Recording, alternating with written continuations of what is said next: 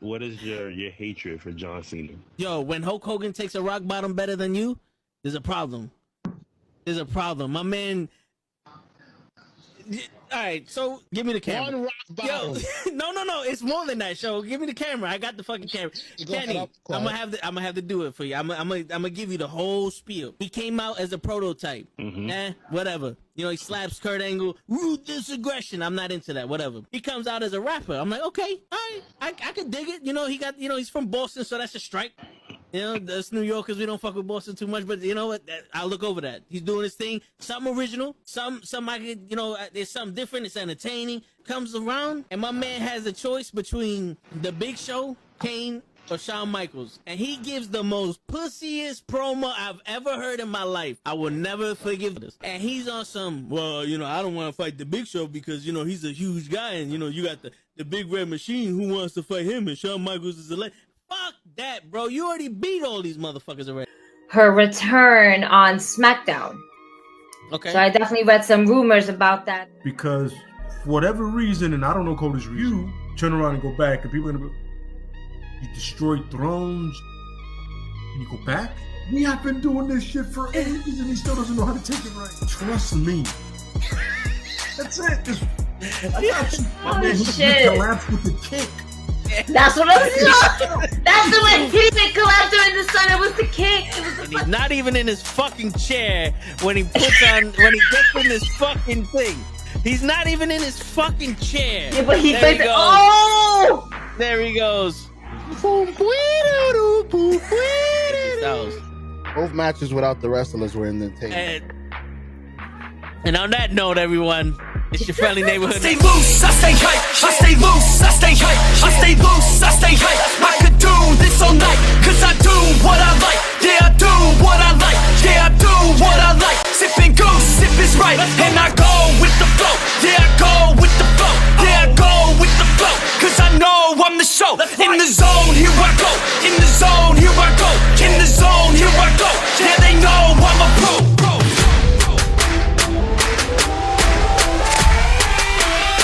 Let's go, let's go!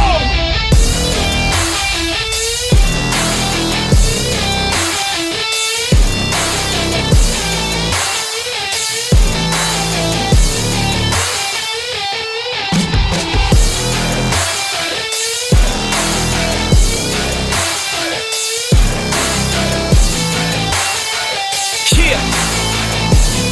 Let's go! Here I go, I get lit, I get hype for this shit! That's right.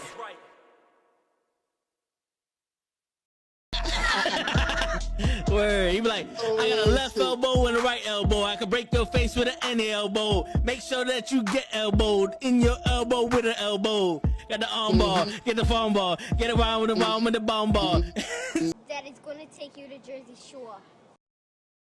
Yo, what's going on, everybody? It's fucking Thursday night.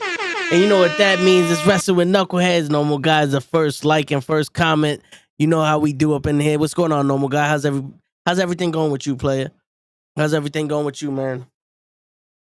Yo, we got full gear on deck on Saturday. We're going to do the rundown on that shit. We got Austin Theory, the dumbest cash-in that we didn't get a chance to speak to. We didn't get to speak on last week, but we're going to talk about that shit this week. We're going to talk about some other shit. I didn't get to see AEW Dynamite yesterday. I was a little bit too busy at work. I didn't get a chance to see it, but from what I've seen in the Twitter spaces, that shit was a little letdown. I don't know, man. Y'all tell me what y'all think. It was a little letdown from what I'm hearing. I didn't get to see it. You know, we out here. Pro is in the building. It's the Diamond Wrestling Podcast. That's it, baby. That's it, baby. We out here. Johnny, what's going on, bro? How you doing? No spoilers. That's right. No spoilers. We're not gonna talk about Wakanda forever. We're not gonna talk about none of that. But what we are gonna talk about is some wrestling. Every day there's some wrestling in this motherfucker, and we're gonna make it happen. You know what I'm saying? Because that's what we do. That's what we do in this bitch. You know what I'm saying? So let's make that shit happen. Don't mind me. I'm just doing some things. I am I updated the logos just a little bit, just a little, little taste here and there, little thing. So I'm trying to update the background that you see right now. I'm trying to update that. I got like two more things left. I'm almost done. I know it's not as good as most people, but it's what we got, man. You know what I'm saying? It's what we got. But yo, you guys tell me what y'all think about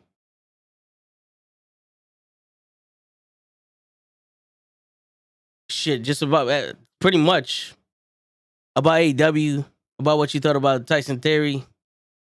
Kind of stupid, right? I don't know, man. I didn't like that cash in. Felt cheap. But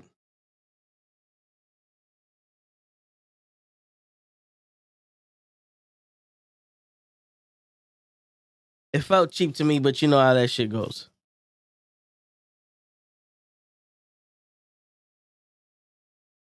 Hey, what the fuck is going on here?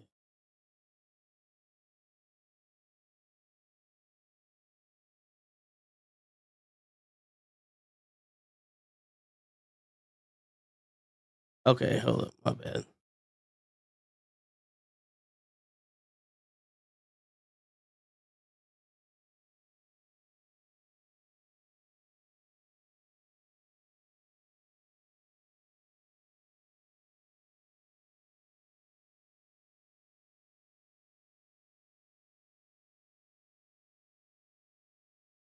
Okay, hold up.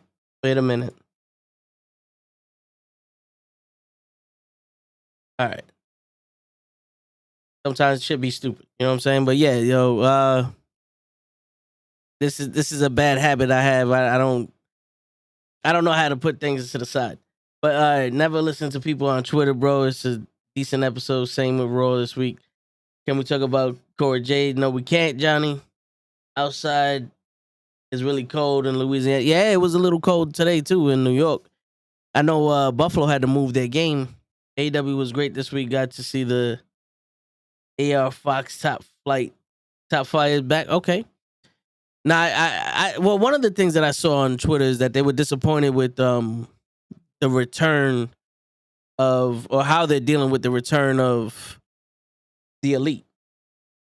You know, because apparently they didn't come back. They just did a little vignette, or they did some shit where they were like, "Fuck the police."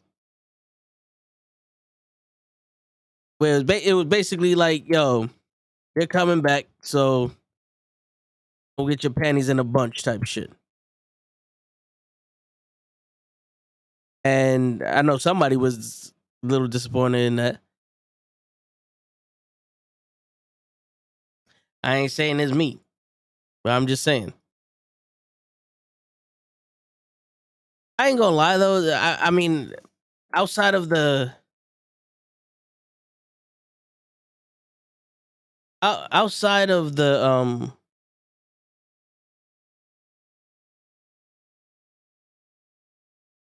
of just the wrestling, I don't know, man. I don't know how to feel about AEW. It's good, and it you know, the wrestling's alright, but they can't retain my attention too damn much. You know, it's so okay. It was AEW, like kind of like Raw. I'm not gonna lie, Raw is also on that. You know, it's kind of, you know, it's better than X, but still like could be better, man. You know what I'm saying? Like, I don't know, maybe it's me, but I need just a little bit more than just what we've been getting.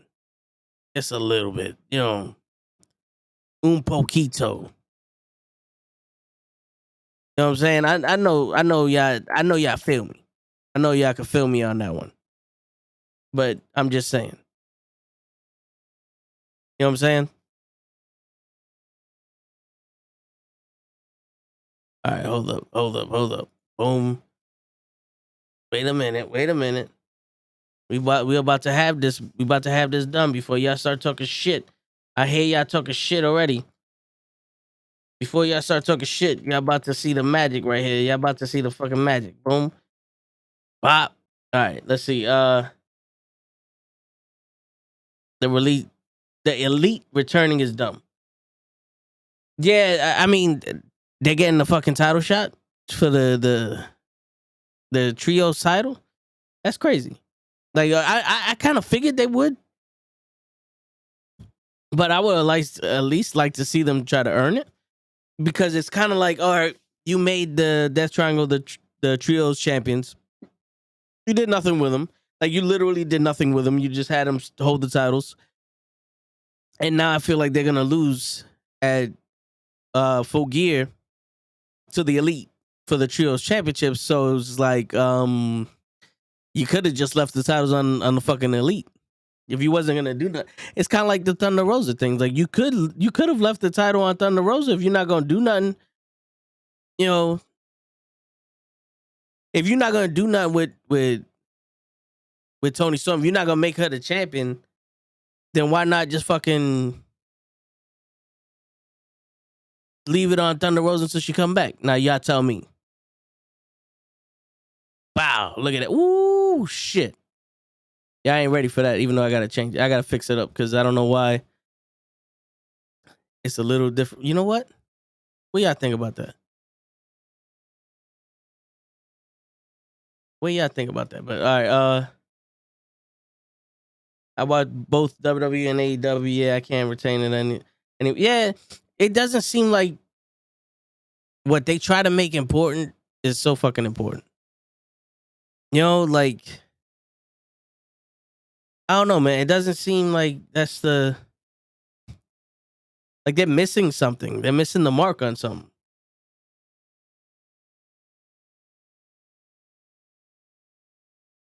For me, at least, you know, it's like that one. There's something about it. It's just like,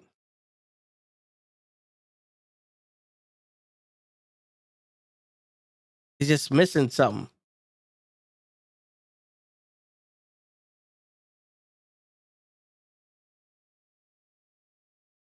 All right, that looked better. All right, hold up now. Boom, I gotta save this sport. Yeah, but I mean, like I said, we watch Raw, and the best part about watching this with Raw, the best part of watching Raw is being able to watch it with Show and Kenny. But, you know, sometimes I'll be watching AEW at work, and I'll be like, damn, I just missed that entire match. You know what I'm saying? Like, I don't know really what happened. All right, yeah, there you go. That look. Y'all can't even tell the difference, but it's like, though, we out here. All right, now I got you. Now you got my full attention. I enjoy Monday Night Raw. Monday Night Raw is better than AEW. So what do you like more about Raw than AEW, Johnny?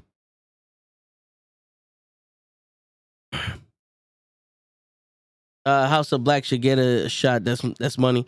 Yeah, and House of Black should be coming back soon. So it's like, is he gonna try to do the Elite versus House of Black, or is it gonna be the fucking Death Triangle versus House of Black again?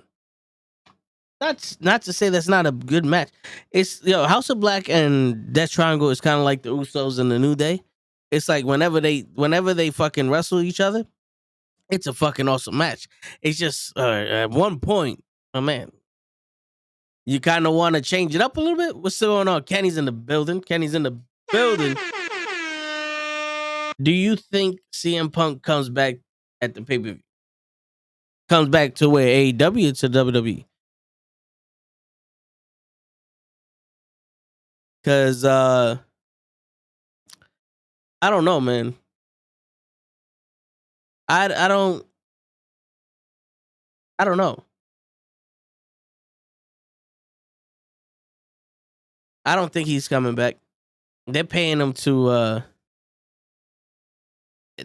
stay home. And I wouldn't have him come back at the same time that the fucking Elite comes back, unless it's some crazy ass shit where he's joined the Elite. But then again, people ain't buying that shit. I mean, people will go crazy and they want to see what's happening. I mean, I just made the fucking, yo, don't mind me. There you go. See, look, don't mind me. I just made a fucking thing. Hold up. I got this one hair that's fucking pissing me off. All right.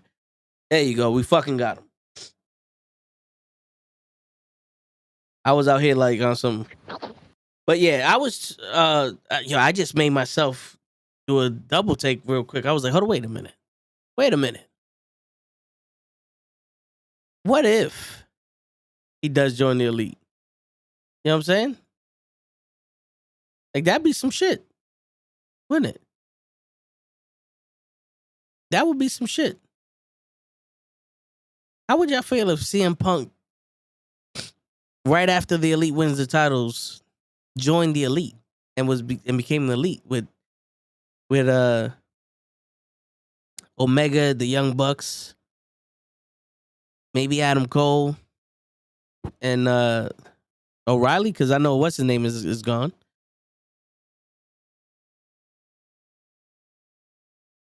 You having a watch party, Kenny? Okay. Apparently, from context clues on Twitter, they all settled their differences. Don't quote me on that, though. I mean, it would be... Yeah, I think they did also. What's going on, Gigi? Gigi's coming on soon. Yo, it really sucks to be deaf in one ear. That would be stupid. Hey, listen, I understand that, but just on paper, I think, just on paper, that sounds unexpected. For one, you know what I'm saying? That sounds unexpected, but, it would be something. I don't want to say NWO level shit. I know these fucks would say that. That would be like some NWO shit, but I think on paper it would at least that initial shock would be like, oh shit, CM Punk joined the elite.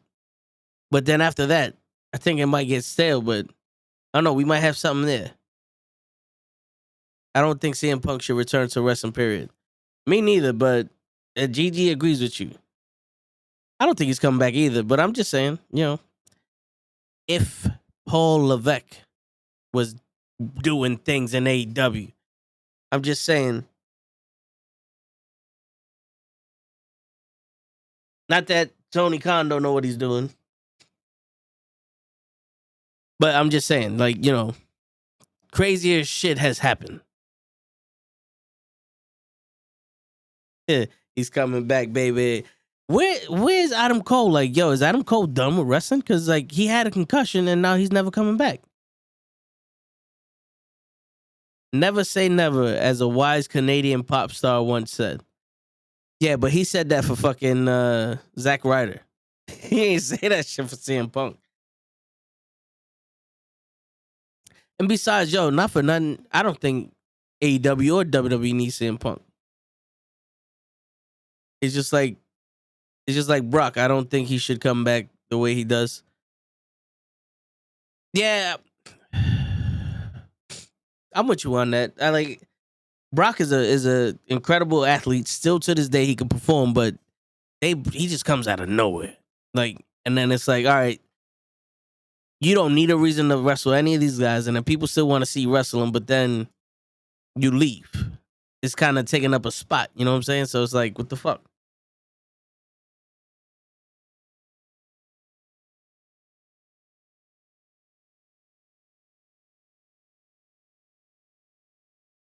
Adam Cole took a bad hit, so let him take. I'm not telling him to rush. I'm just saying it's been a while. He's been hurt since Forbidden Door. When was Forbidden Door?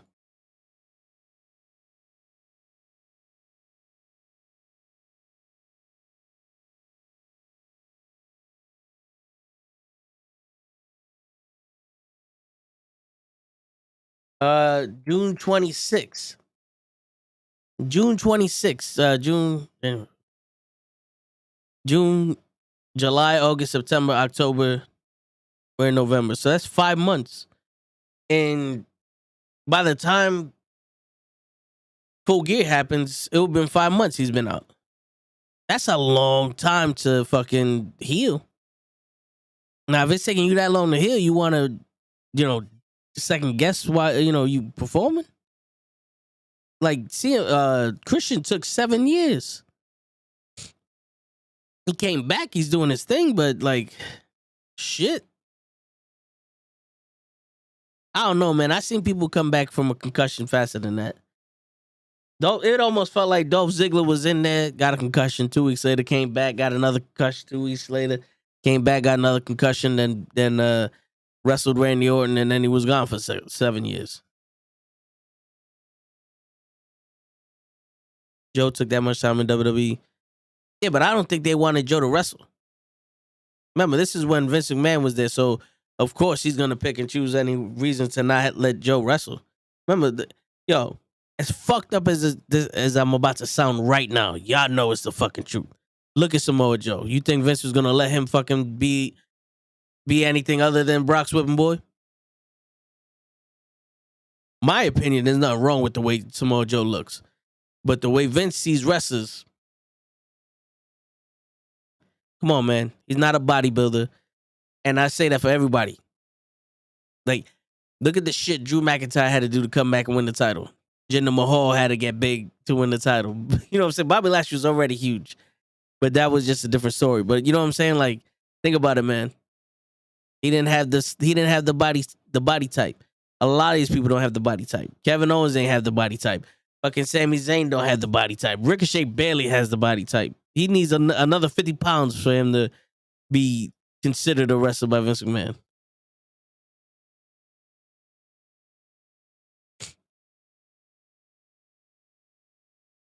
Adam Cole getting that paycheck and necking with his wife. He's doing just fine. Oh, wait.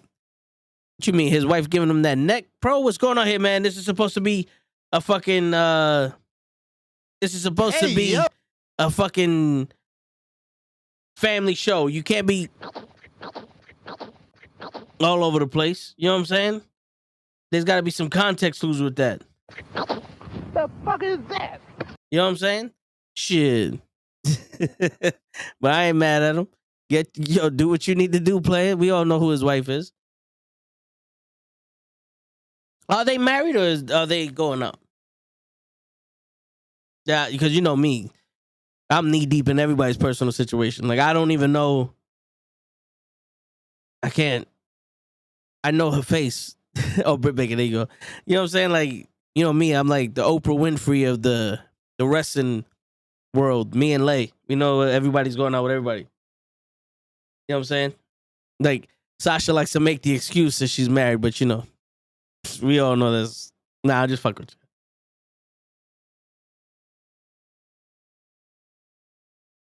Your dad said when Keith Lee's contract runs out, he's going back to WWE. I mean, I just want to see Keith Lee wrestle. I kind of want to see him out of Swerve Your Glory already. That shit got stale, especially after they were getting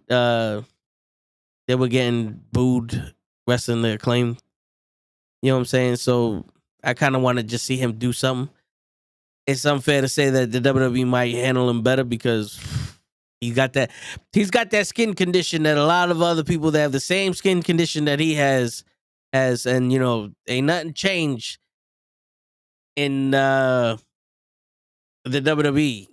Nothing yet. You know, trust the process. You know what I'm saying? So it's one of the other. It's one of the other evils. What do you want? You know, what do you want? You know?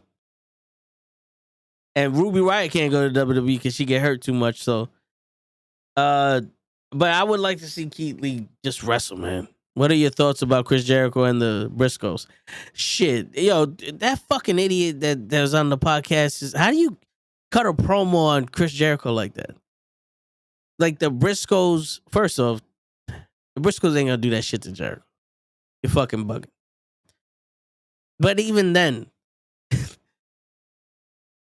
There's 5 people that appreciate Chris Jericho, and no one appreciates the Briscoes. They're not getting to him like that. Yo, don't fuck around. Jericho is hardcore. He's tough. He's tougher than any other motherfucker out there. He can't do one on the He can't do one-on-one because he's still recovering from almost dying. Who almost died? When did this become, in my opinion? As soon as I started opening my mouth.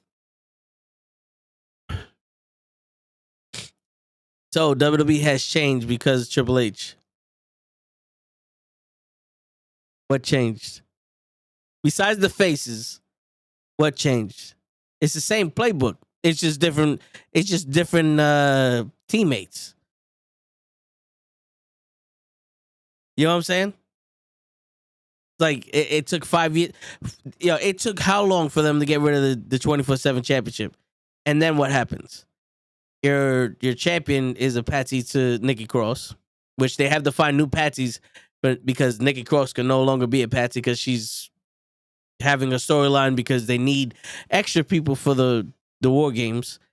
And then so they go, all right, bring in Tamina Snuka and Dana Brooke. They can be patsies for your new people. And then what? We still ain't got, like, Shelton Benjamin lost to Dominic Mysterio. That's a big change, right? Cedric Alexander showed his face once. Mustafa Ali gets, you know, he's put into a storyline for a title that he doesn't deserve. And Bobby Lashley's mad and he never got his rematch. But now Austin Theory, who cashes in the Money in the Bank for the United States Championship, loses his match, but he is the number one contender. What changed? Triple H brought back Bray Wyatt and Vince didn't like Bray Wyatt. Listen, here goes for Triple H. He brought back a man that wanted to come back and do his thing. It's not impressive, bro. It's not impressive. And now what? Bray Wyatt's going to wrestle LA Knight, a.k.a. The Rock, playing Stone Cold in a movie? Dominic is like Voldemort wrestling. Let's not mention his name. Yo, bro, someone has to. Someone has to. What changed? Instead of for trying to get these guys better, and instead of for trying to fucking, you know, make something of these people, they just want to go the MJF route and just start name dropping and fucking, oh, he said Eddie Guerrero, the whole world went into Supernova Scotia. No. It's not that big of a deal. I'm this generation's Eddie Guerrero. Well, you know something? You could say that because the kids that watch you today don't know Eddie Guerrero. They don't. They can't. The network's not there. No one's watching Peacock. I'm sorry. Peacock sucks for streaming. It sucks for streaming. You just disrespected the old school way of wrestling and it's fine. But what changed? He doesn't deserve any of our recognition. He doesn't. But that's the guy. That's the guy. Him and Logan Paul. Those are the guys. Those are the main guys. You know what I'm saying? But what changed? I feel like I'm fucking giving the speech from Street Fighter. Y'all remember the speech from Street Fighter with Jean-Claude Van Damme? But all get packed up and we can all go home. You know, they say that this war is over because of this and this and that, but we can all go home. While kids are dying in the street because of tyranny, we can all go home. What changed? I'm not leaving this hill until I will die on this hill. I swear to God, I will die on this fucking hill. Nothing has changed but the faces of which is on my TV. Walter had a match with Sheamus at Clash at the Castle, the match of the night for the Intercontinental Championship, and Sheamus is in the War Games. Walter is nowhere to be seen. They're having a World Cup tournament for the number one contendership for the Intercontinental title. They're not having a number one contendership for the Intercontinental title tournament. They're having a World Cup tournament. Winning the World Cup is what? The equivalent of the world's greatest wrestler? World's greatest dad? The world's greatest Royal Rumble winner? By the way, the world's greatest Royal Rumble winner, Braun Strowman, who's 6'1" apparently, according to Almost, had a horrible fucking match with him. What changed? We have giants that can't giant. We got monsters that aren't monsters. What changed? Nothing. You Clash of the Cat. I mean, Blood in the Sand had a match. You could have had an Intercontinental title match in there. Nope. Sorry. Couldn't do that. The Brawling Brutes and the Usos just been spending this whole time trying to get title shots. They've been losing. The Brawling Brutes lost like what 2-3 times in a row, and now they're at War Games with Jason Momoa over here, Roman Reigns, and then you have Imperium who's winning, the Intercontinental Champion, leading one team, the WWE Universal Champion leading another team. War Games. Sign me up. I'm down for that. Nothing changed. Nothing's gonna change. There's no process. We're in the process. We're knee deep in the process. The process stopped, and ended here already. It ain't changing. It ain't changing. And you know what the crazy shit is? Anyone can look good when you're wrestling the best in the world for one match. Fucking Green Arrow. What's his name? The dude who plays Green Arrow. Stephen Amell. He looked all right in that tag team match with Cody Rhodes and Neville. He looked all right there. He looked all right versus Christopher Daniels at All Out. I mean, All In. He looked all right there. Don't make him a wrestler. David Arquette was our world champion. Don't make him a wrestler. He looks all right now because he actually trained and he's performing here and there, but he still looks horrible. Dominic Mysterio looked all right when he wrestled Seth Rollins in his first match. Look at him now. Logan Paul can look good jumping off of the top rope on Roman Reigns because he's wrestling Roman Reigns. He don't look good when he wrestles anyone else. Ask Ronda Rousey. Ronda Rousey looked phenomenal when she was beating up Triple H, standing next to Kurt Angle. Stephanie McMahon sold the shit out of Ronda Rousey. Bayley and Sasha Banks made Ronda Rousey look fucking credible until she wrestled people that can't make her look credible. She's horrible now. She's always been horrible. Logan Paul don't get that fucking pass because he's wrestling the best right now. The top guy right now. Come on. Anyone can do that. Mayweather looked phenomenal with the Big Show. I don't want to see Mayweather versus Rey Mysterio or Mayweather versus fucking Buddy Murphy. I don't want to see that. I wouldn't say he's a professional wrestler now. Bad Bunny did some amazing shit at WrestleMania to Johnny Nitro, a guy who was athletic enough to let him do the shit. But then again, he can't stand on the top rope. He jumps horrible. He looks so fucking awkward. But he put on a decent show. I give more credit to the wrestlers that these celebrities are wrestling than the celebrities themselves. Yeah. You're athletic as shit. I get it. Yeah, it's beautiful. But remember who made you look good. Remember who made you look good. All right, let's see. I agree. Nothing has changed. The only thing that's different is more matches at the beginning of the show. Pretty much, yeah. Word puzzle. Get John Cena versus Logan Paul next year. I do not want to see that match. I don't want to see the build up to that match. I don't think John Cena would do that match. And y'all know how I feel about John Cena.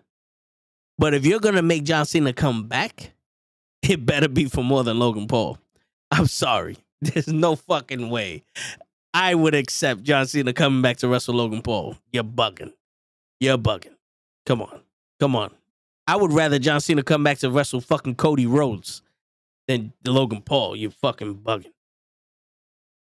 We're supposed to get John Cena versus Logan Paul next year at WrestleMania. So that match will be amazing. I don't think so.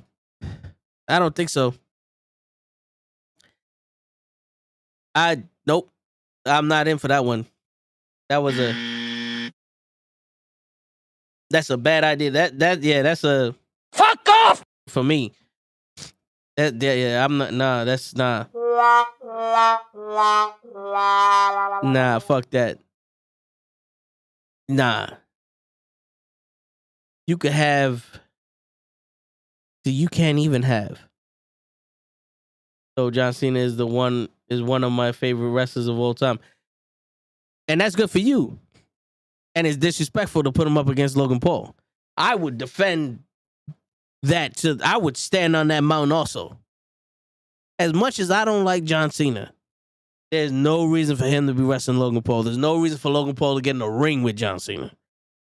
That's like you telling me that The Rock is gonna wrestle Logan Paul.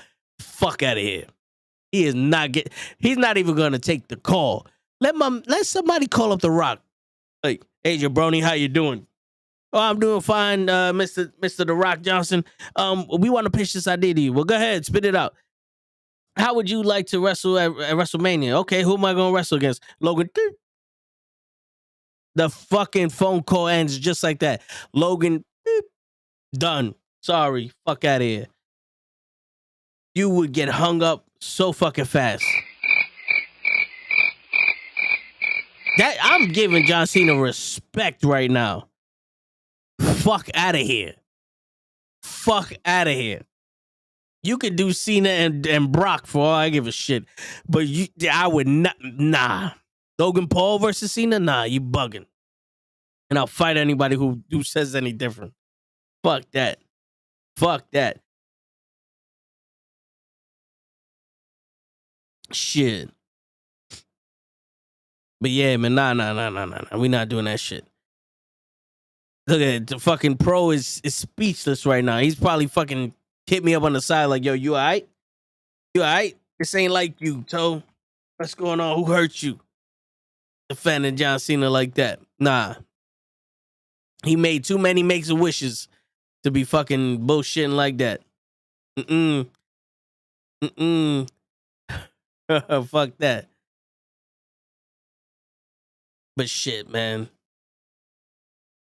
WrestleMania is a long way to go, man. I would like to see them build up other fucking people.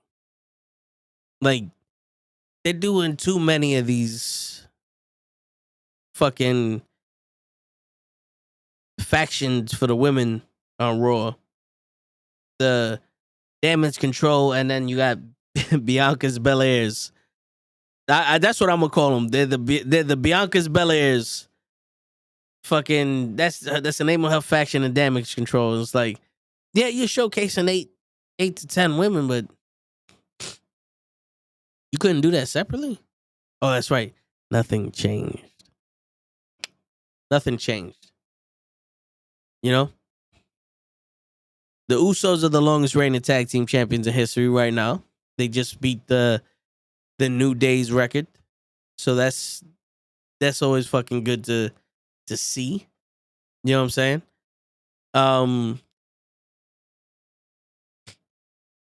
John Cena told Triple H he wants to wrestle Logan Paul next year. He can't wrestle Logan Paul next year because he's gonna be in rehab for the cocaine that he's fucking smoking to want to wrestle Logan Paul. Sorry. Listen, I can understand. This is one of those communities where everybody fucking is supposed to jump on the dick of whatever's hot. But I can't do that. I'm gonna keep it real with y'all. I'm gonna keep it funky with y'all. Whether people like it or not, I'm gonna keep it funky with y'all. That's stupid.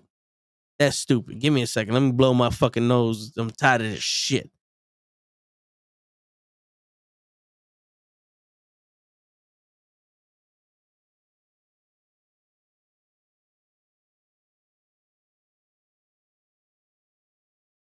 Hello, motherfucker.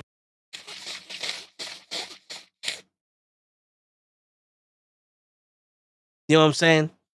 I'm getting tired of this shit. Let's get back to basics. Let's get back to the era where if you sucked, you wouldn't even be in the conversation. You know, back in my day, if you couldn't do something, you wasn't that something. If you tried to rap and you couldn't rap, you wasn't a rapper. You got kicked out of the community. You know what I'm saying? Like, yo, back in the day, if you bought something to show off or even not to show off, you know how everybody else on the block got that thing? They took it from you. You know? Because you jump around and you're athletic and you have personal training with the performance center to get you by one match, and you have the best right now in the WWE, the top guy in the WWE leading you through that fucking match, it doesn't make you a fucking good wrestler. Yo, congratulations to you. You did it. You made it. You did every wrestling fan's dream. You made that come true for yourself. Beautiful. You ain't no fucking wrestler. You should not be wrestling John Cena at fucking anything. Yeah, WrestleMania has always been the showcase of immortals, and there was room for celebrities, but that was when they were guest commentators or they were just guests that fucking came out and said 2-3 words. They sang the national anthem, the fucking God Bless America. You know, they did all that shit. They looked for the Undertaker. Remember Bill Buckner looked for the Undertaker because he was missing. You know what I'm saying? Like, come on, man. Let's stop the shit. Let's stop the shit. Lawrence Taylor had if you watch it now, that he was horrible. But Lawrence Taylor had a WrestleMania main event with Bam Bam Bigelow. Never wrestled again. They never called him back again. Most of the time, when they did have fucking celebrities and shit, they don't call them back. And if they do, you're not getting back in the ring.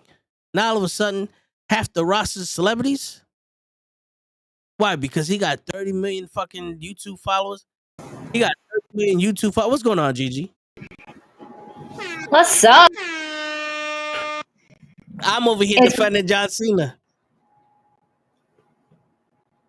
What? They want him to wrestle Logan Paul at WrestleMania, and I'm not allowing that. Why not? Because John Cena does not deserve that.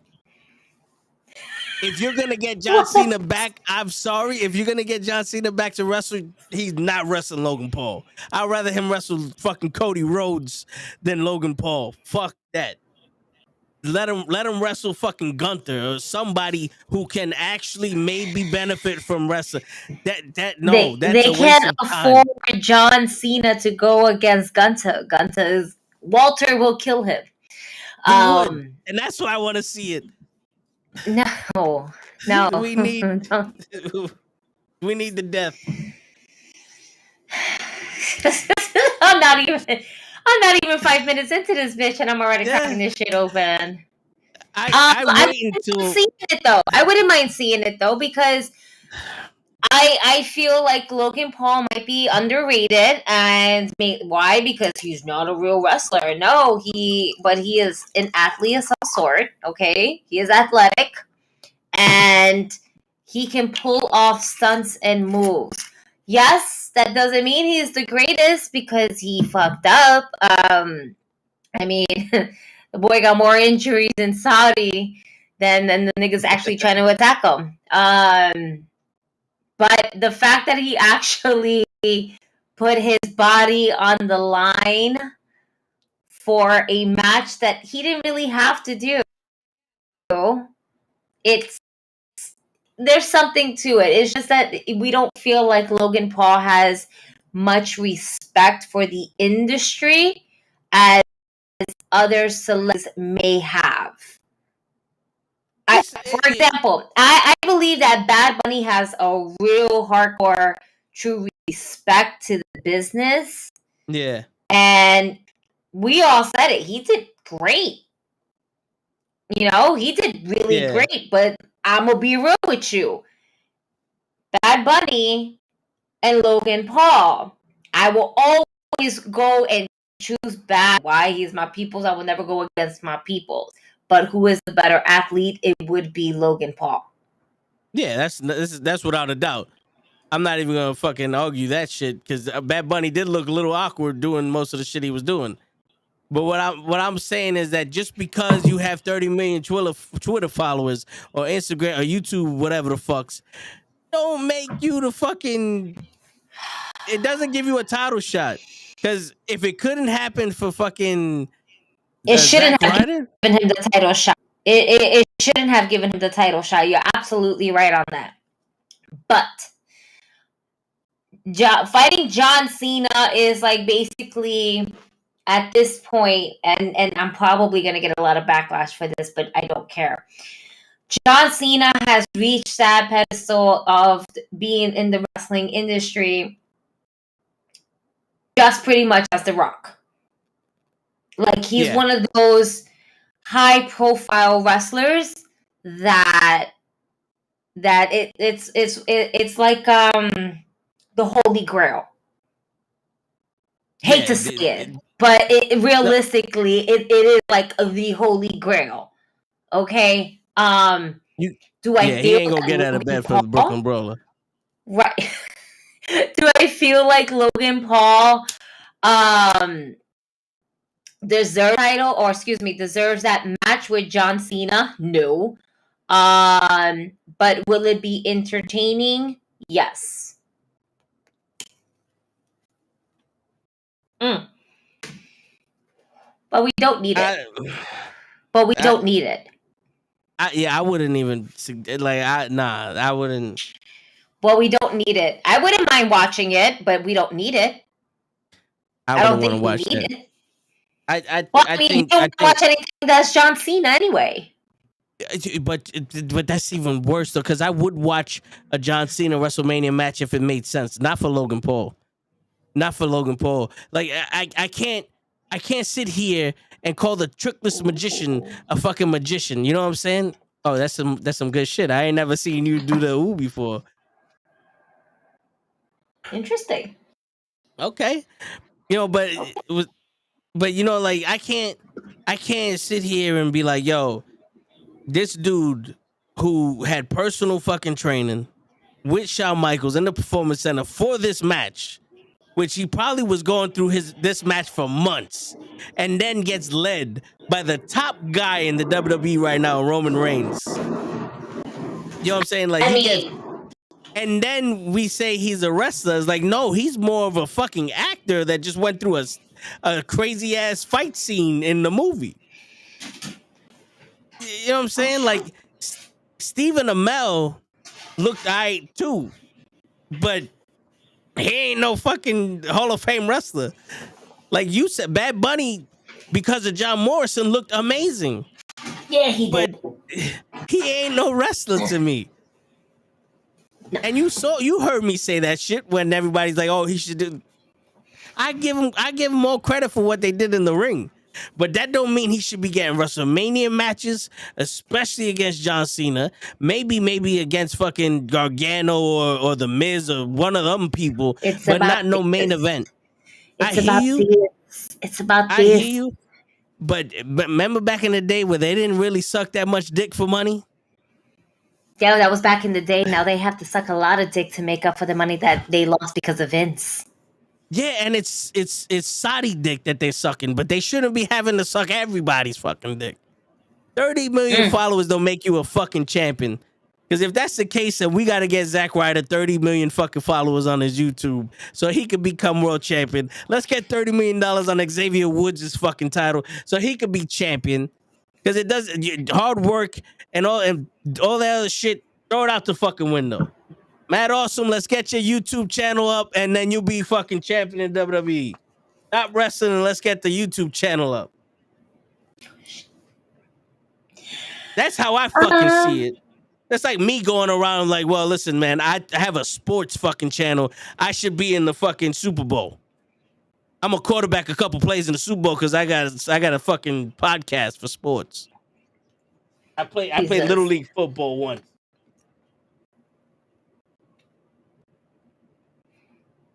Gigi's like, yo, I didn't come here for this shit. I came here for focus.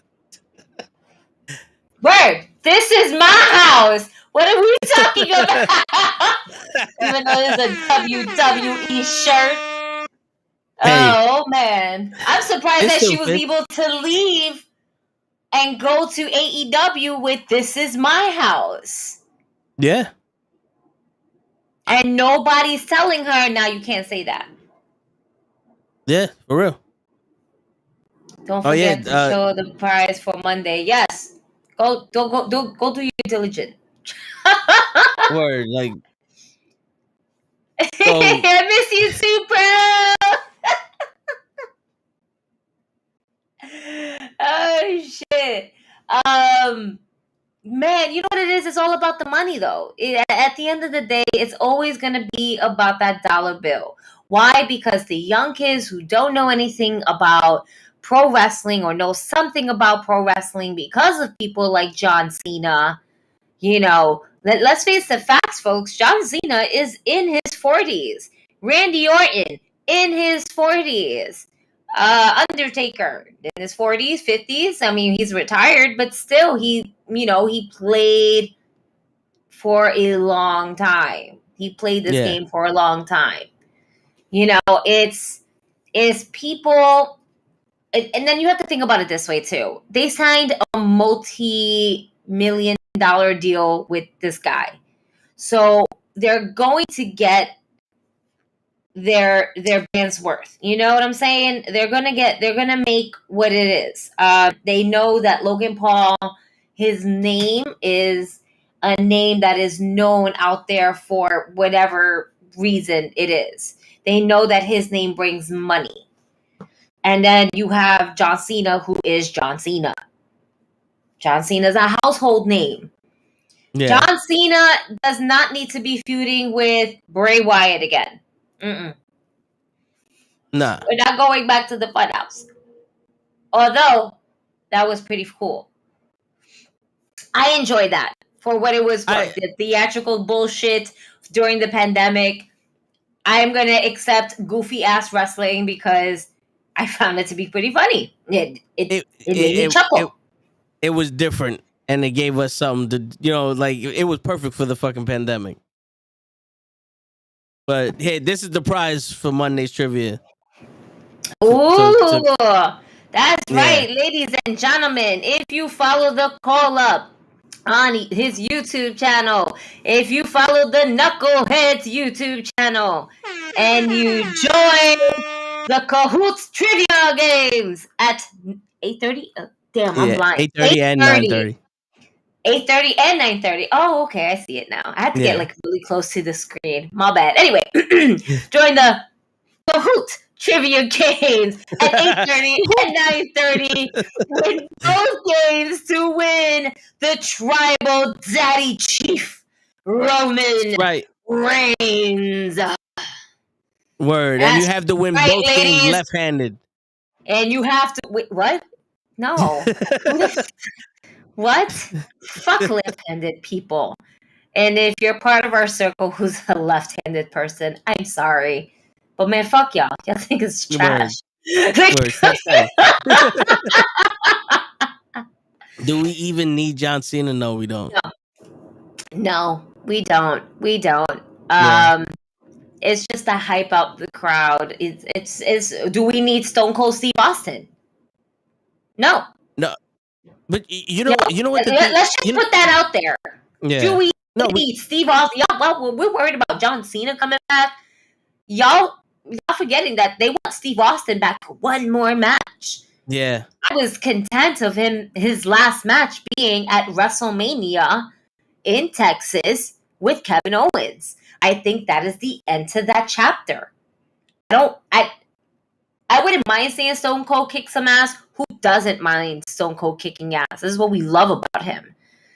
But to see him in another match, do we really need that? No, not really. But you see, this is where the laziness. This is where the laziness of today fucking happens. It's like back in the day, they made Mike Tyson. They had Mike Tyson come in to show, to get more eyes on Raw, to show off Stone Cold Steve Austin, so that way Stone Cold could take the mantle from Shawn Michaels and keep going for wrestling. That's how they made their money. Now it's like they make their money by showing off Logan Paul all week, and it's like fuck the wrestlers, fuck everybody else on the side. It's like no. You get people in the store with the sales, and then you convince them to try the cheesecake. You know what I'm saying? Like, not necessarily, because you have Mustafa Ali coming in and getting his ass handed to him by Bobby Lashley, which, by the way, is actually pretty fucking good to me. I'm okay with that. You're showcasing other people. You're highlighting, yes, Logan Paul, but you always need a star highlight, and Logan Paul, unfortunately, is that individual. But so is Roman Reigns. Thing is that they can mention Logan Paul as much as they want on Raw. Sometimes they mention it on SmackDown, but you're really focusing on the bloodline. You know who Mustafa Ali is to me right now? He's Triple H's era of fucking Matt Riddle. He's the Triple H era Matt Riddle.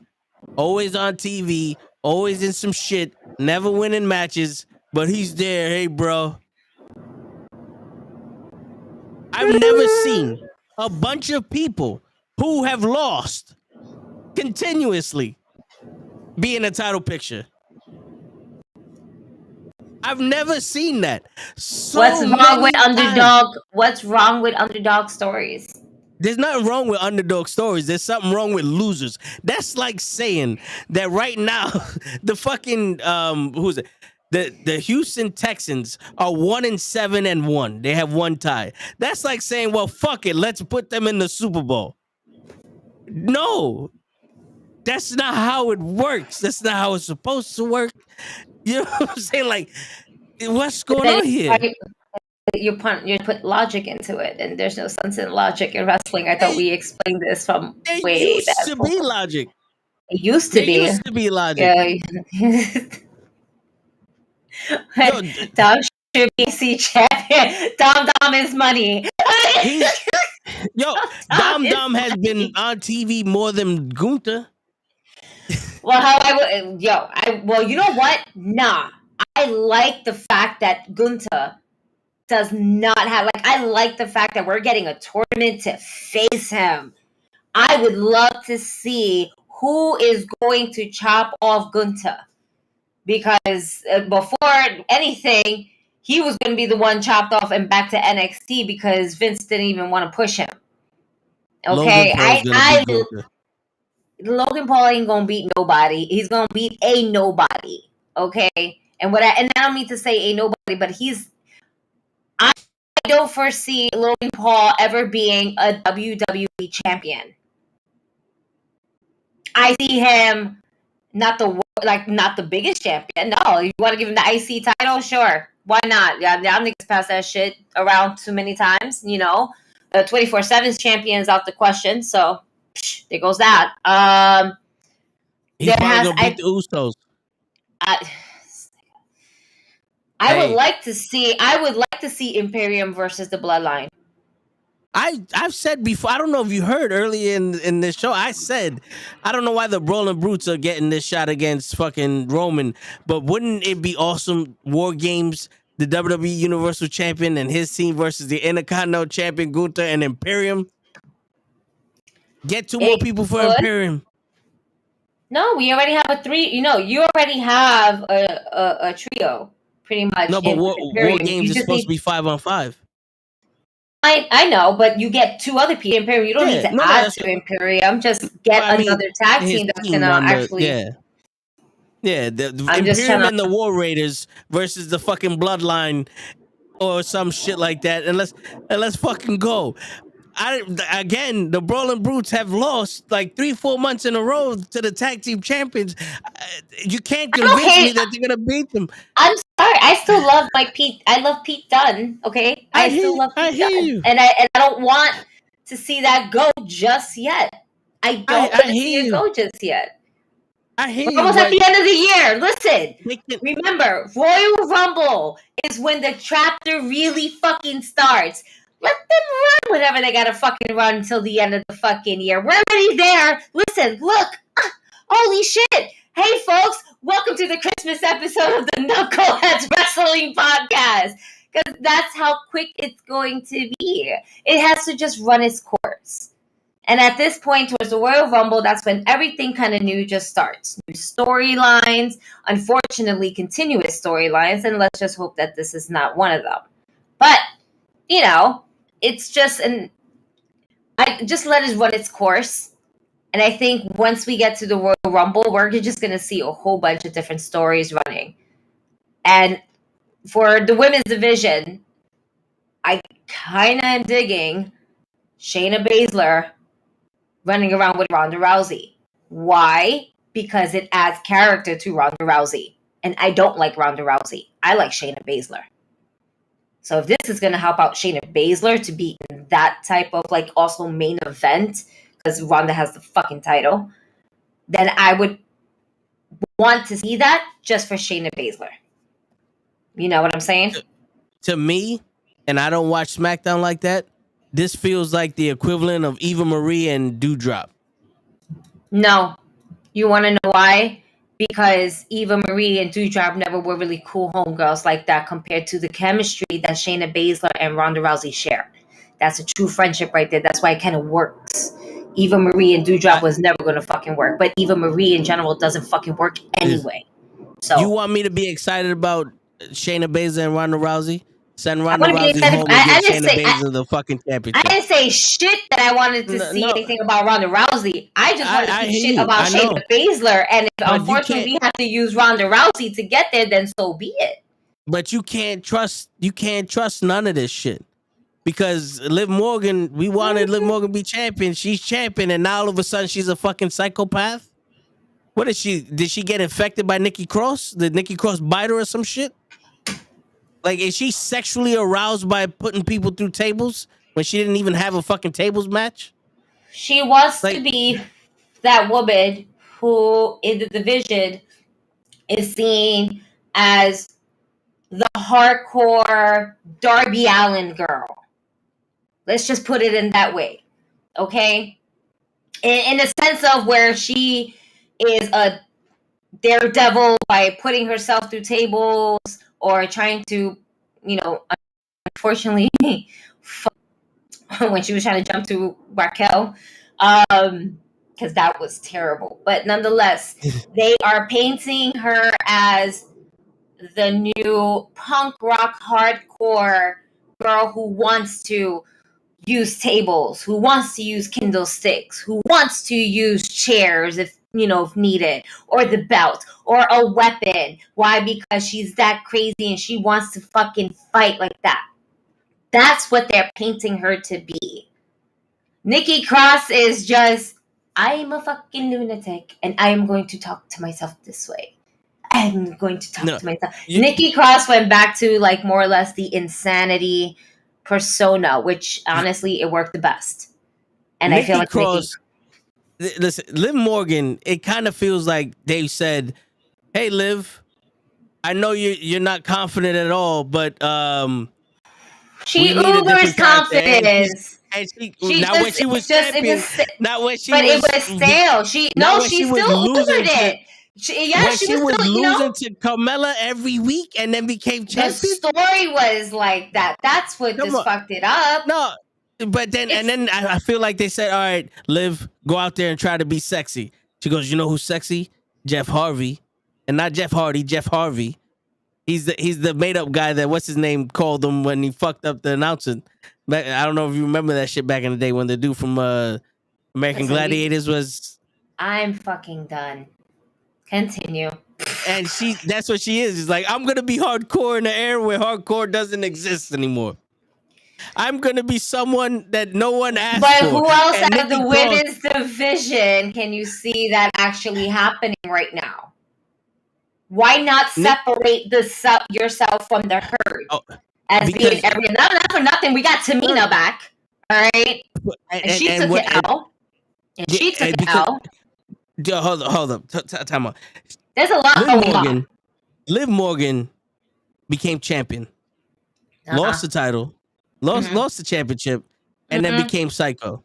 Nikki Ash became a superhero, couldn't cut it, and now looks like she's contemplating on whether it was a good idea or not to be a superhero while she's in front of the camera. That's what I'm thinking. Like, I'm literally thinking she's sitting on the apron going, who the fuck actually let me be a fucking superhero? Like who? Like she's like, it broke her brain to like actually think like, they actually let me be a fucking superhero. Like, I'm trying to think of the conversation I had where I said, "Let me be a superhero," and some asshole said, "All right." Like, I think that's Nikki Cross's character. And Liv Morgan is like, "Oh, by the way, I'm just gonna smile whenever some woman puts an ass in my face, and then I'm gonna jump through a fucking table because you people want tables, right?" And everyone goes, "No, we don't.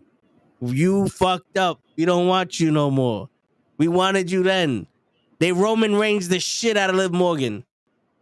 Did. And it's okay for that to happen because it builds character. Not who? It does for Liv Morgan.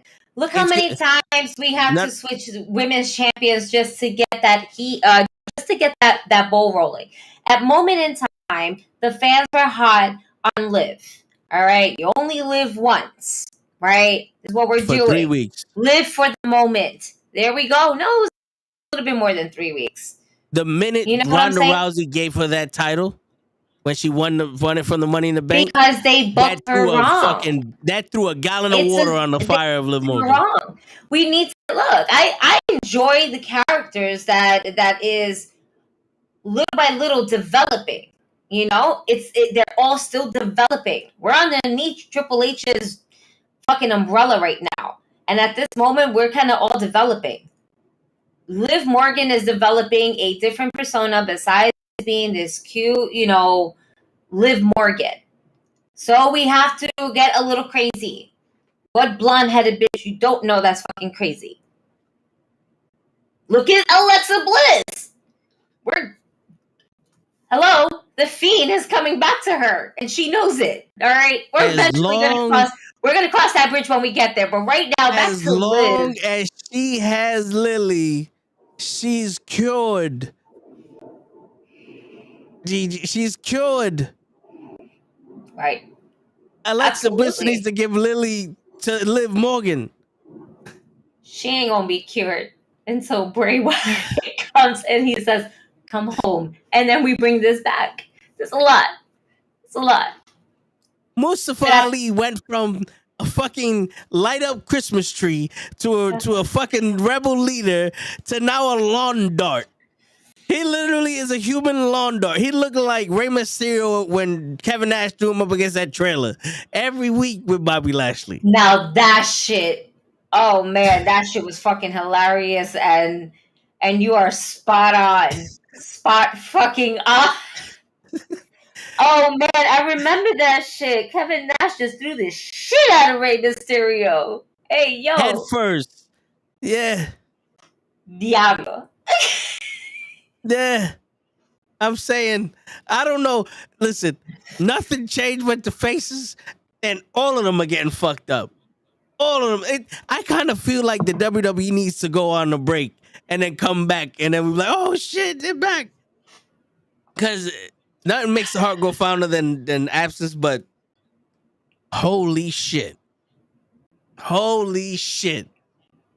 That shit was so I would watch that shit over and over again. I swear to God. I'm sorry. Go ahead. Continue. No, I can't get this image. I can't get this image out of my head right now. We should literally just see who actually went further. Yeah. My man disappeared. He threw him out of camera sight. Yeah, and then he launched him over the table. The table ain't got one hit on, like he just cleared the table without touching it. I think it's a goner.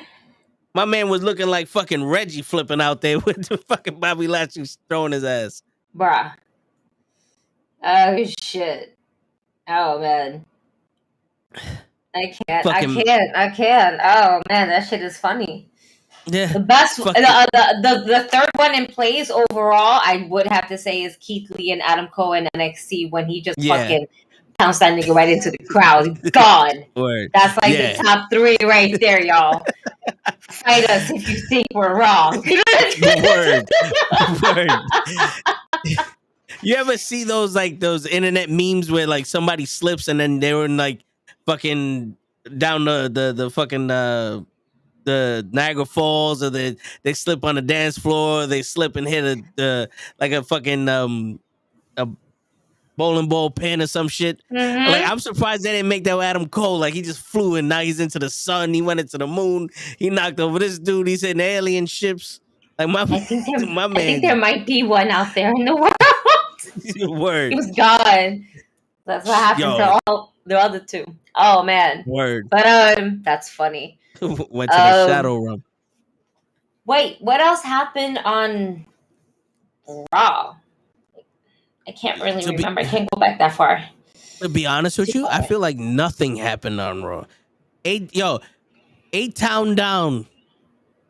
Oh, verdad. He got a little scruffy there. He's getting a little scruffy. We're going Dark Theory. Oh shit!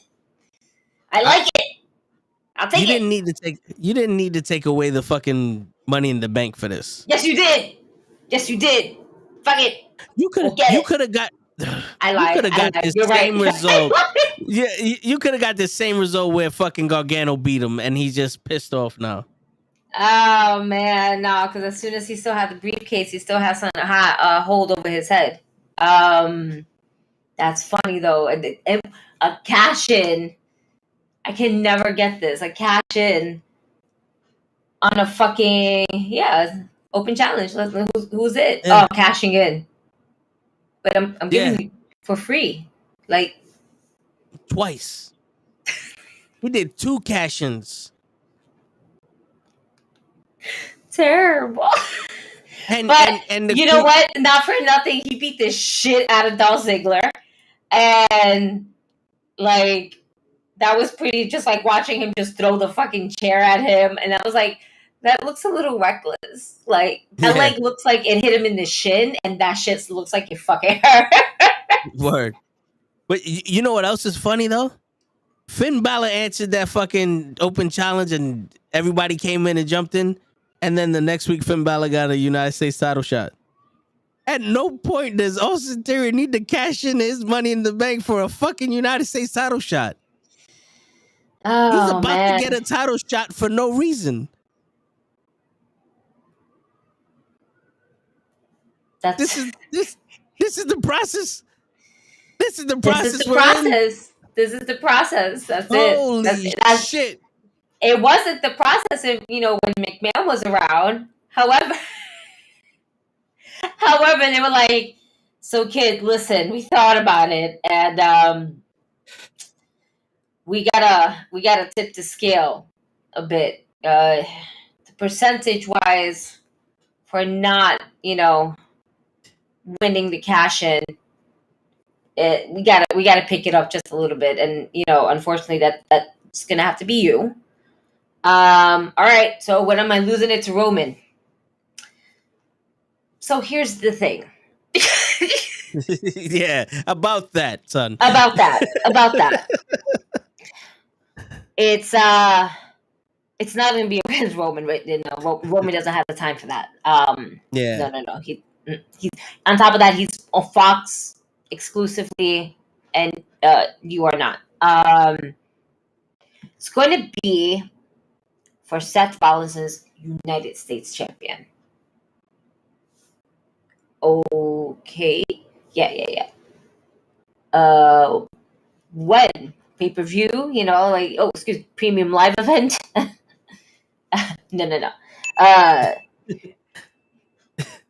So, the story is Seth Rollins is going to have an open challenge. Come in.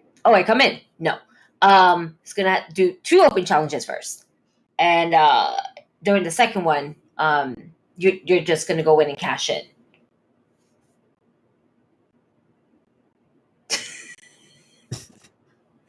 What? You got it. That was correct, sir. He got you, ladies and gentlemen. We fucking finally got a smart one here. What? Yeah, that's all about it. See you later, kid. Well, good talk. Yeah. Holding the briefcase. What?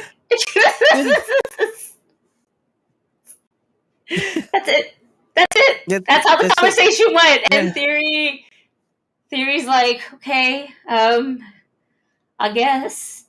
Yeah. Oh, and then now try to explain this story to Seth. Seth, you're gonna have you're gonna give out 2 open challenges. Well, I gotta fight twice. No. The first one's gonna be the club and the Judgment Day storyline because you got to be a part of that. Okay, all right. And then the second one, you're gonna watch Bobby Lashley throw Mustafa Ali to Jersey from Detroit, and you're gonna laugh. And then Bobby Lashley's gonna beat the ever living shit out of you. And then to accept your open challenge, Theory's gonna come out and cash in the Money in the Bank.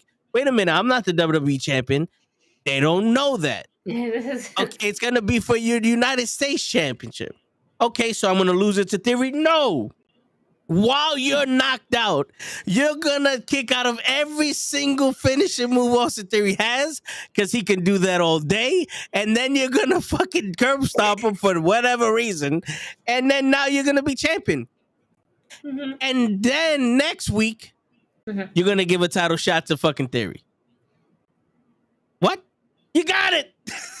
We got him. 2 for 2, baby. 2 for 2. Good no talking questions to you. asked. We'll see. Yes. We'll see you tonight. Yeah. the catering's here. I gotta go. Oh man. The logic. Yes. Of has sports left the building. Has left the building. Oh shit. We are watching a midget try to body slam Omos while he's asleep. Listen. In a casket. I do want to talk a little bit about Dom Dom for 1 second. For Dom Dom. I think we're gonna start seeing the demise of Dom Dom, because I don't know if you noticed, but this past week he was definitely like more of the annoying kid. You know what I mean? Yep. All the other times I was like, oh, he's annoying, but he's not being vocally annoying. Yeah, you're gonna do that. Yeah, you ain't gonna do nothing, son. Like, bro, shut the fuck up. Word. And now with the whole, I got in the match while Balor is basically going up against Seth Rollins, which that was a great match. Yeah, you can't go wrong with those two. You can't go wrong with those two. Dominic got involved in the ring, and there's going to be consequences. This is where we start seeing the cracks, and this is where we're going to start seeing if or how far we're taking the Judgment Day. So, Dom Dom is money, but if he's an annoying little fucking kid, he ain't gonna be much money. Dom Dom's great with heat. The heat is on him is great, but once he starts fucking up, that's it. I don't know where are we gonna take this kid at. Stop fucking around with that. And the crazy shit is that he fucking like Damian Priest and Finn. Well, Damian Priest at least looked like he's in charge of his protection, because Damian Priest was like going hard to protect his ass from the club. That's the bodyguard. And, Finn Balor was on some, fuck this nigga. I got a match. I don't give a shit what y'all do. I'm wrestling Seth Rollins. That's what I'm doing. I'm wrestling Seth Rollins. Don't bullshit. Don't fuck around with me tonight. And Rhea Ripley was on some. All right, this nigga gotta go. I'm thinking that's what I feel like. It's like this. It's gonna get to that point. It's gonna get to that point, and the person that's gonna take him out is gonna be Rhea Ripley. I can see that. I can see that. You can see the guys. You can see the guys just doing it like, oh, that's expected. Yeah. And we can also say we expect kind of Rhea Ripley to do it, because if she did it to everybody else, she's definitely going to be like, she's going to be like, sorry, Dom Dom. That's it. Yeah, you're no longer used to me. I'm bored of you. Mm-hmm. That's what it's gonna boil down to. Because I'm not gonna lie, when he's like, "You trying to disrespect mommy?"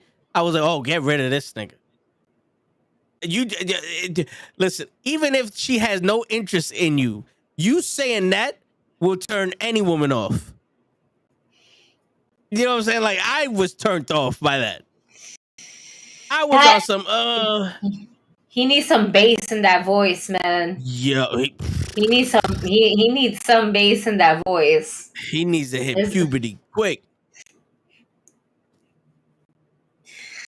The vocals need to drop. Yeah, man. Yeah, man. Because if not, he's gonna need somebody to talk for him. He can cut some promos, but he's definitely gonna need somebody to talk for him. Not all wrestlers are meant to be on the mic, and if they are, it takes it can take a long time to really craft that that piece of art that ties into the character itself. Yeah. So it's just I don't think he's just 100% comfortable on the mic. Not for none, what I would do is have Dominic feud with Cedric Alexander and do a swerve where they turn their back on Dominic and put Cedric Alexander in the Judgment Day. Because Cedric can talk and he can fucking wrestle. And if you ever gonna have a 3-on-3 match, it could be Damian Priest, Cedric, and Finn. They don't all need to be white. You know what I'm saying? Like, I was about to say diversity and inclusion. You know what I'm saying? Like, they don't all. You're not gonna bring back the Hurt Business. But wait, come on. But wasn't there a little bit of talk that we were gonna bring back the Hurt Business? Like, could that be a thing? Can it be a thing again? Oh my God, can it be a thing again? If it's gonna be a thing, wouldn't you want to bring back somebody that's a little bit better than not saying that they suck, but Shelton Benjamin and Cedric Alexander are nowhere near where Bobby Lashley is right now. Like, they're Shelton just lost to fucking Dominic. And you know what it is you also have to think about it in this way. We were going to start getting R-Truth and Shelton until R-Truth injured, which, by the way, we got a lot on the injury list. Yes. Like, a lot. Yeah, that's true. So, shit. I just thought about that. I was like, damn, I saw like the list early and I was like, damn, that's a lot of fucking names. And just recently adding Kevin Owens to everything, But I see that it's a sprain. So I don't know how severe that can be. I'm hoping that it'll be. But Kevin Owens? I think it's a sprained ACL. I could be wrong. Injury update. 1 day ago. See, that's what I'm talking about. Damn, this promo from fucking Steve Austin and Kevin Owens. Man, I don't. All right, selfishly for Kenny, sure, I would want you to see a Stone Cold match one last time since you're going to be there. So I understand you selfishly of saying that. So for this, I root for you, and I would be more than happy to see Steve Austin in the ring. We don't need it, but for your sake, you need it. So I give that to you. Batman. How did you do the circus thing? Like Batman. It's like, what? I didn't do all that. It's like, what? I didn't do all that. You that was excessive. I didn't do all that. That's how the WWE explains how they're gonna cash in the Money in the Bank theory. Logic. That's logic. Yes. There you go. Makes perfect sense now. Oh man. WWE has yet to officially announce the 5th person for Kevin Owens. He suffered a sprained MCL. That's what it was. Okay. During a match against Austin Theory at a live event on a house show on Sunday night. Depending on the severity of the injury, it may keep him off the Survivor Series card. Now that kind of sucks. Yeah. But it could take like 4 weeks to heal, though. You know what? Survivor Series, not so much. It would be nice, but I would rather have him like 100% for the Rumble. Yeah. I'll be okay with that. Especially if they're going to do a 40-man Rumble.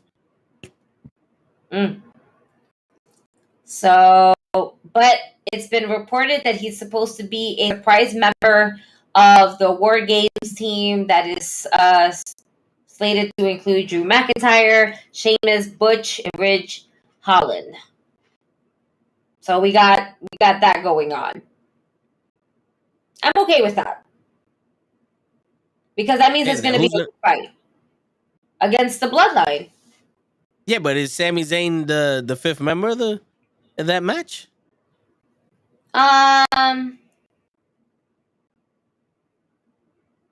would suppose so, but I would believe so. Yeah. So you got Roman, Usos, yeah. Solo Sikoa. Yeah. I don't know why I keep calling them Snooker. Because I mean, they're all kind of part of the same bloodline. Connected. It's not Snooker. No. It's not Tamina. I mean, that's the only Snooker we got over there, all right? It's not a Snooker. Word. Oh man. I was happy to see Tamina back, but then I was like, you made her a fucking patsy again? What else are we gonna do? I want to see, in all honesty, the best work that she's done was when she was in a tag team with Natalya. Yeah. And vice versa, because I love Natty, but she, first and foremost, I feel like they completely killed the character when they decided to make her fart every fucking episode that she was on. Yeah. All right. That killed me. You killed her. But overall, she's a great wrestler. And I felt like these two women have so much in common with the family background and where they came from, where they trained and everything like that, right? That they are the two women that make possibly the most sense to put together because of the history of what they shared in the business and growing up in the business around the same age. They are the pretty much two veterans that should be a tag team together and be running the division while helping other women grow. I want to see them win, and I'll see them take L's. Why? Because they're veterans. Yeah. Veterans are there to put people over. Yeah. But as character-wise, the only other good shit she had, in all honesty, was the Tozawa shit, because that shit made me chuckle. I was okay with that. That was money. That was money to me. I was like, all right, Tamina, I feel you right now. Her and Tozawa, it was better than Dana and fucking Reggie. That was horrible. But her and Tozawa, I was like, yo, this is money right here. But then she comes back and it's like, oh, fuck. We're just... Nothing changed. You can have other women wrestling on the show that has nothing to do with Damage Control or Bianca's Belairs. That's the name of the group I gave them.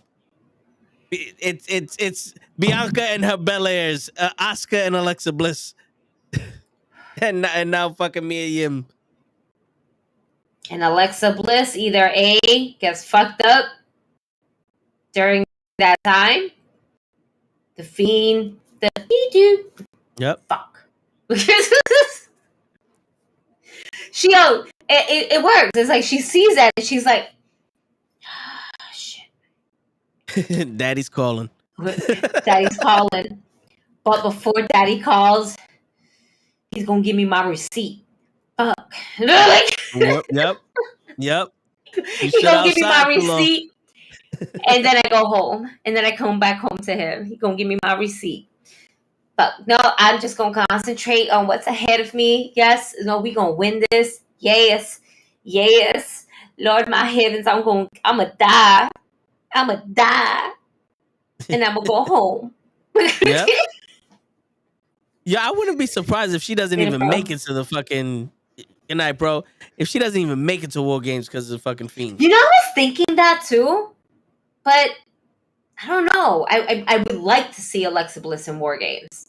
I want to see. I would also, yeah. Listen, I will also take Alexa Bliss snapping.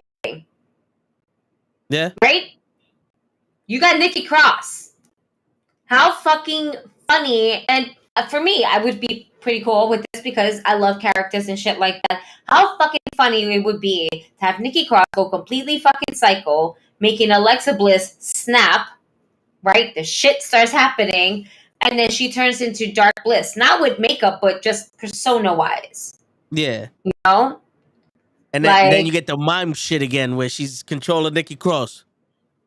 Nah, I wouldn't say mime shit. I think we leave that in the past. I think that shit we leave in the past and stuff like that. But just like the attitude, just like, nah, you ain't gonna fuck me up. That's it. And then someone hits her and she's like, oh shit, I snapped out of it. I'm back in the War Games as Alexa Bliss and not this Sister Abigail character. It'd be cool. I'll be okay with it. Yeah. I'm fine with that. Fine. I wouldn't mind a little story that's been thrown in there. I don't care. I like shit like that. But it's shaping out to be a good women's War Games. And the men's War Games is not bad either. So we're gonna see fights. And it's War Games. Although I do miss William Regal just saying it. War Games. Great. It's fucking great. Yeah, I hear you. But so that's all the good bullshit that's on Raw, right? That's about all the good highlights for it. Pretty much that I can remember. I don't even think. Well, Mia Yim's back, so yes. I don't think we mentioned we that. Never went over that. No, we didn't mention. Mia Yim is back. Yes, that's right. HBRC is back. Let's go. Yo, and she's wrestling Rhea Ripley. She is wrestling Rhea Ripley. I like that. That's a good matchup. I like that. We brought Mia Yim back. We didn't bring Reckoning back. We brought Mia Yim back. Yeah. So I like that shit. Yeah. I like the gangster versus the fucking problem child. That seems pretty fucking dope. Yeah. Absolutely. That's what, that's why she's always over, because that's like, yo, fuck that shit. Let's go. That's why she got the Timbs on. That's why she got the hair done. She's like, nah, she's doing this. Full gear card. That's what I need to go. Sure. Update. Thank you. You was about to mention how we still got one more spot left. We do. There's auditions for a new Bel Air. Let's see. Candice LeRae. Yeah, nah. Candice LeRae. Unless they keep it a secret and it's Beth Phoenix. That's another one. And I feel like,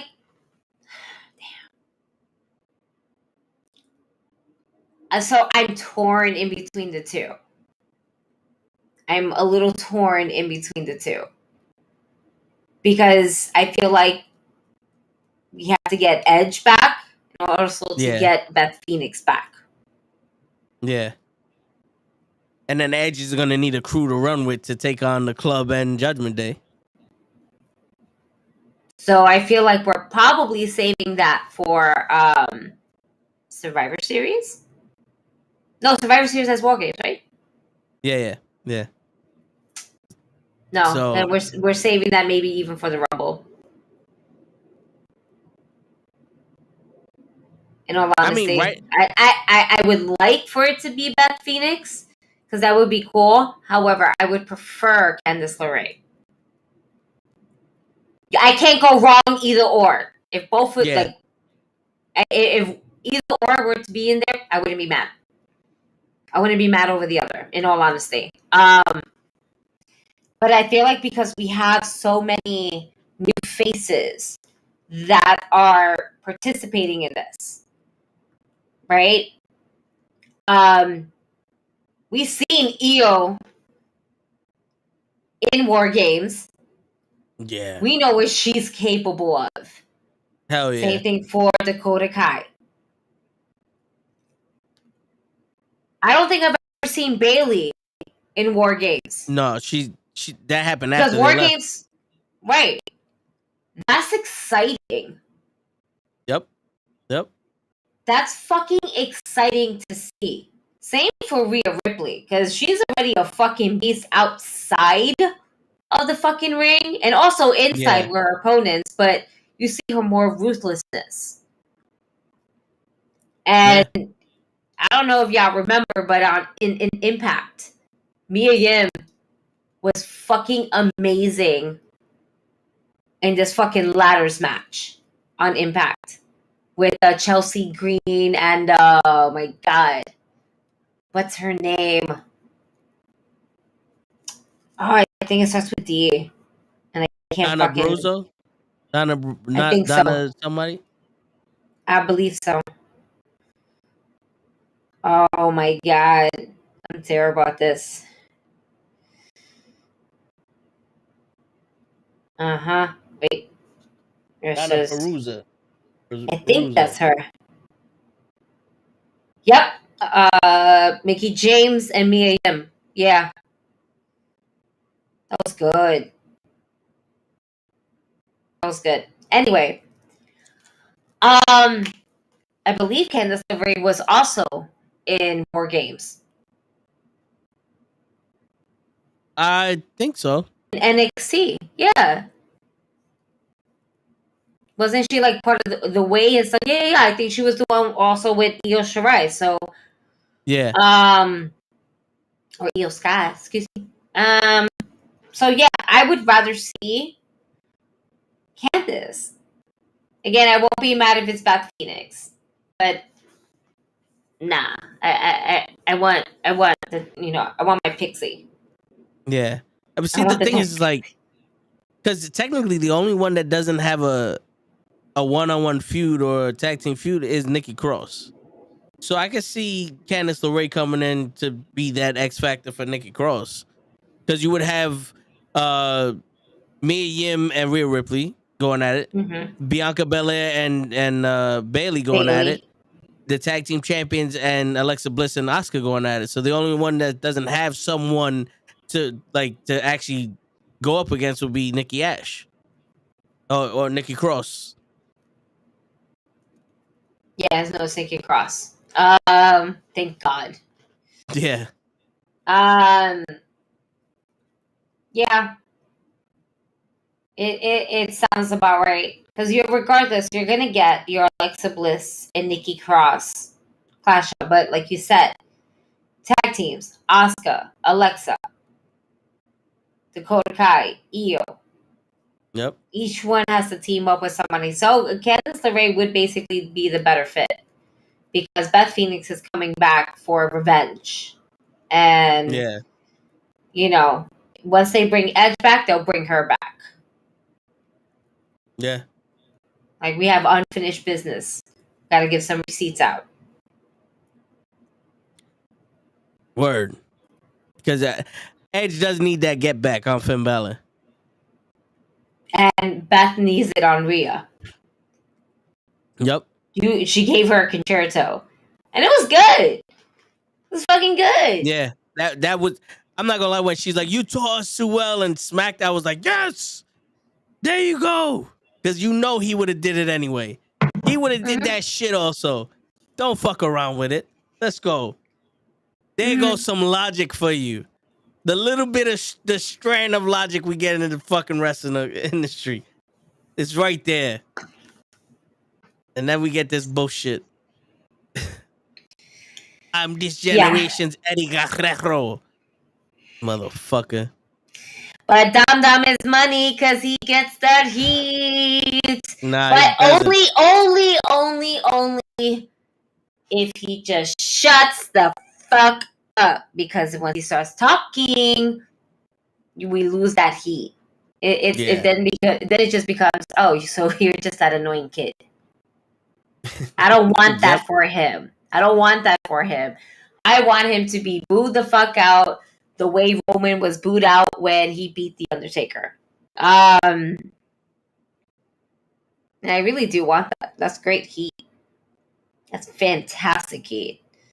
Shit, we watching Raw, and I turned around to Kenny and said, "You really think Dominic got heat now?" He's like, "He's not doing us any favors when it comes to our argument." I said, "There you go. Look. He's even like, damn, this is hard to watch." No comment on Dominic Mysterio. It was. And that's why I get pissed, not because of what he says or that shit right there. Shit. Motherfuckers. Bitch. You still trying to find the full gear? No, I have it. It's just that when I scrolled up, my fucking stupid ad video that's on here just like took half the screen for. I was like, yo, I didn't do that. And it happens when I scroll. These websites are fucking crazy. Interesting. Okay. I'm looking at it. Is this the whole card? Do we now have like a 5-hour show? Yeah, I want to know how many matches there. What's going on, Leon? What's up, Leon? Yo, Leon, do you want to see John Cena versus Logan Paul?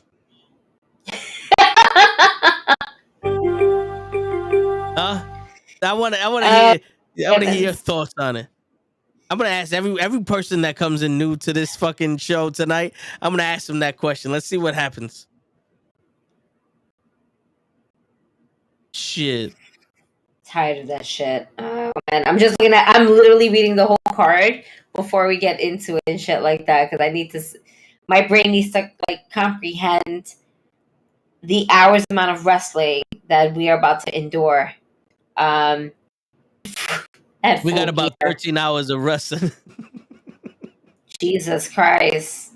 Starting Friday. Is it me or did Jeff Jarrett go, yo, listen, I'll sign with you AEW guys, but I need another tag team match with Jay Lethal against someone who's not going to die in the ring. And they're like, all right, let's do Sting. And he's like, fuck. Can he at least team with Darby Allin? Listen. If Jeff Jarrett can work with Ric Flair at Ric Flair's last match, Jeff Jarrett can work with absolutely anybody. Okay? Flair estamos muriendo. All right? Let's be real. All right? My man eventually just gave him like this to give him fucking CPR. Yo, word. My man, he did the little... He pinned him with his hands on his chest and just fucking... No, yeah. What the cameras didn't see never happened. All right? Word. Yes, but at least write a story instead of a challenge and Cena showing up like last Raw before me. No, that's terrible. Like, well, write a story like it's John Cena. I got the card. Yo, I swear to God, yo, Leon, this is how it's gonna pan out.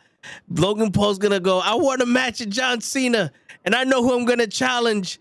And right when he starts to speak, you just hear the music go, and his name is John Cena. And like a midget comes out with his shit. He accepts. You can't see him. He accepts. And then boom, he's gonna show up at WrestleMania. John Cena's probably gonna be like, no, I don't want to fight you. You're doing good, kid. You're too old for this shit, man. Word. He's gonna put the old card on him because John Cena is in his 40s. That nigga old. Yeah, he ain't no young whippersnapper no more. Nah. Leave the piece alone. Bad Bunny versus Roman Reigns. You kill Bad Bunny. You would kill Bad Bunny. No. He'll no. Roman Reigns would sell for Bad Bunny. Gunther would kill Bad Bunny. Let's get our wrestlers correct here, right? Roman Reigns sells, Gunther kills. Walter. Let's not go Gunther. Shit. I still think about the Nazi shit. All right. Word. Can we go back to Walter? So I'm sorry. I'm still a little. I'll get over it. Which I honestly think that the reason why Doudrop ain't on TV is because they're gonna go back to Piper Nevins. I hope they're gonna bring her back as Piper Nevins because fucking hope so. I hope so. I'm done with this Doudrop shit. Word. We can drop Nikki Ash.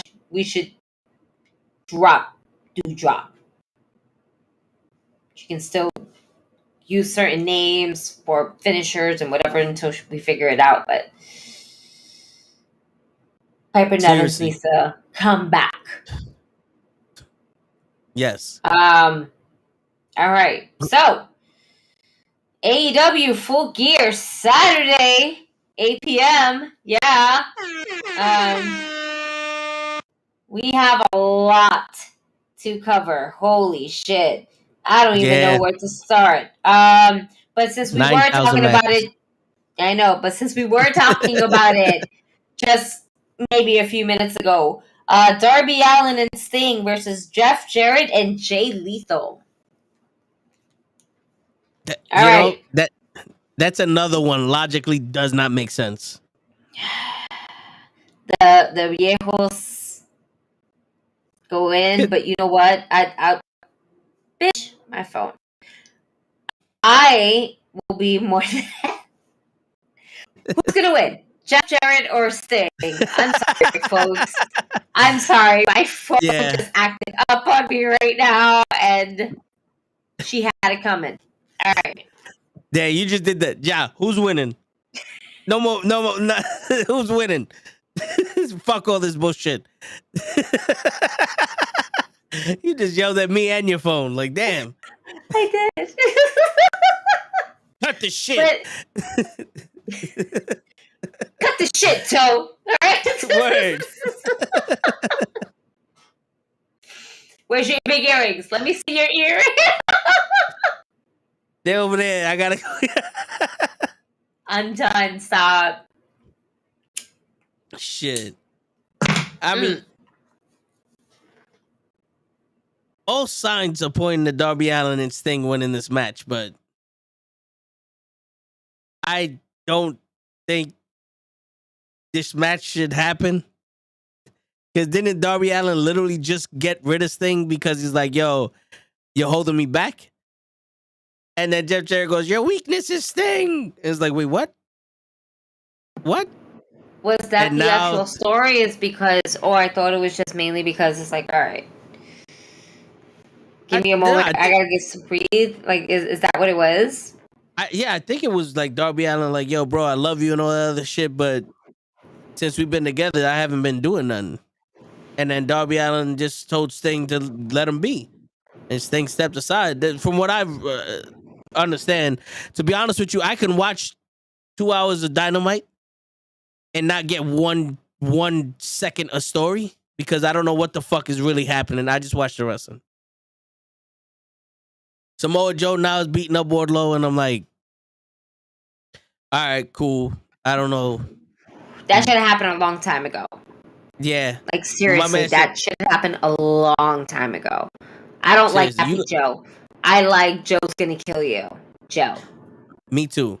But it's crazy. It's like Joe is awesome. You better watch what you say to me, every single one of y'all.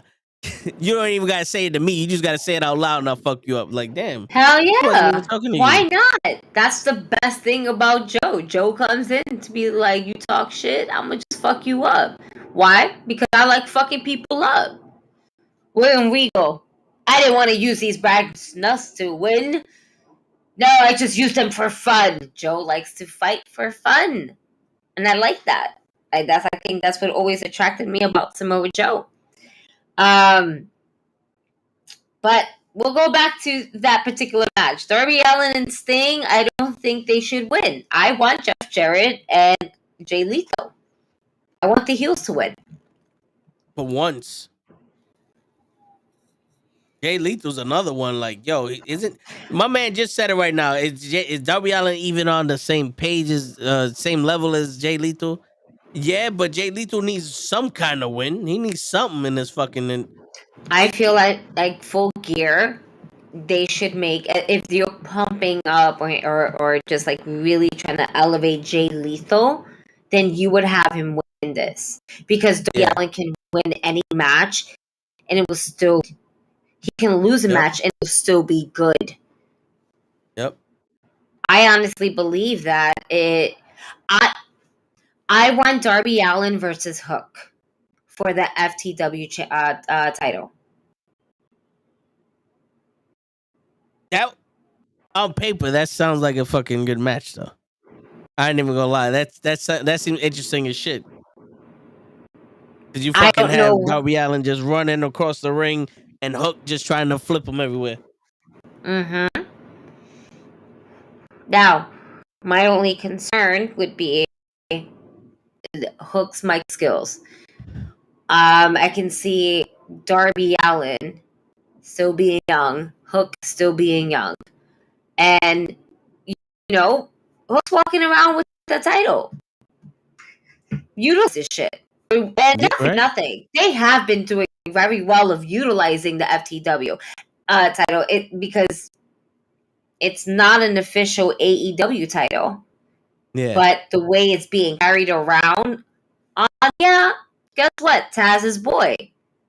For me, it makes sense. If you're going to carry a legacy, you're going to carry your father's title, and you earned it against Ricky Starks.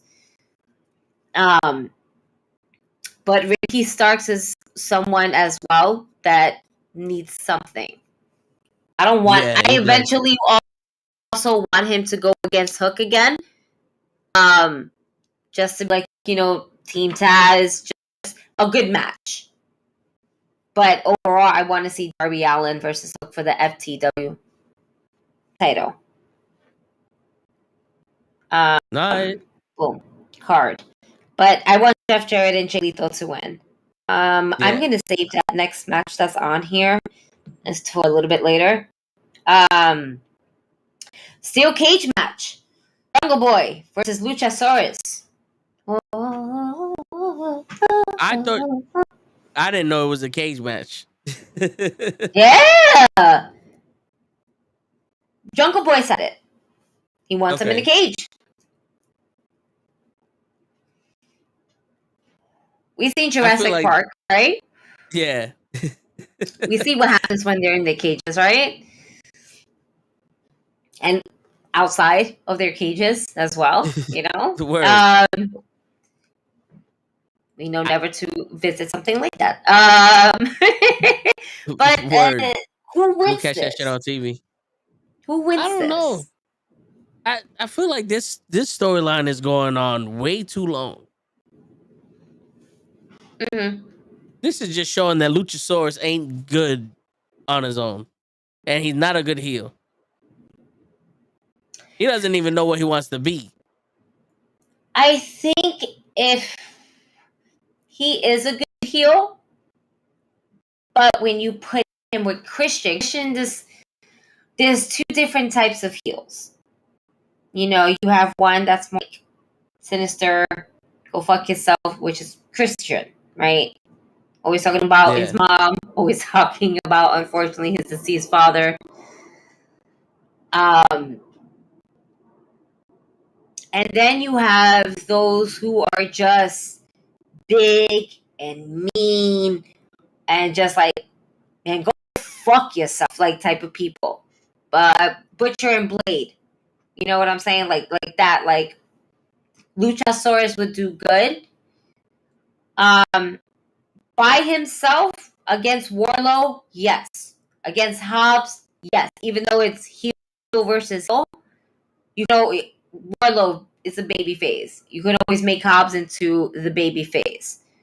Yeah. Other big niggas of him going up against instead of just Jungle Boy, I think I would want to see more.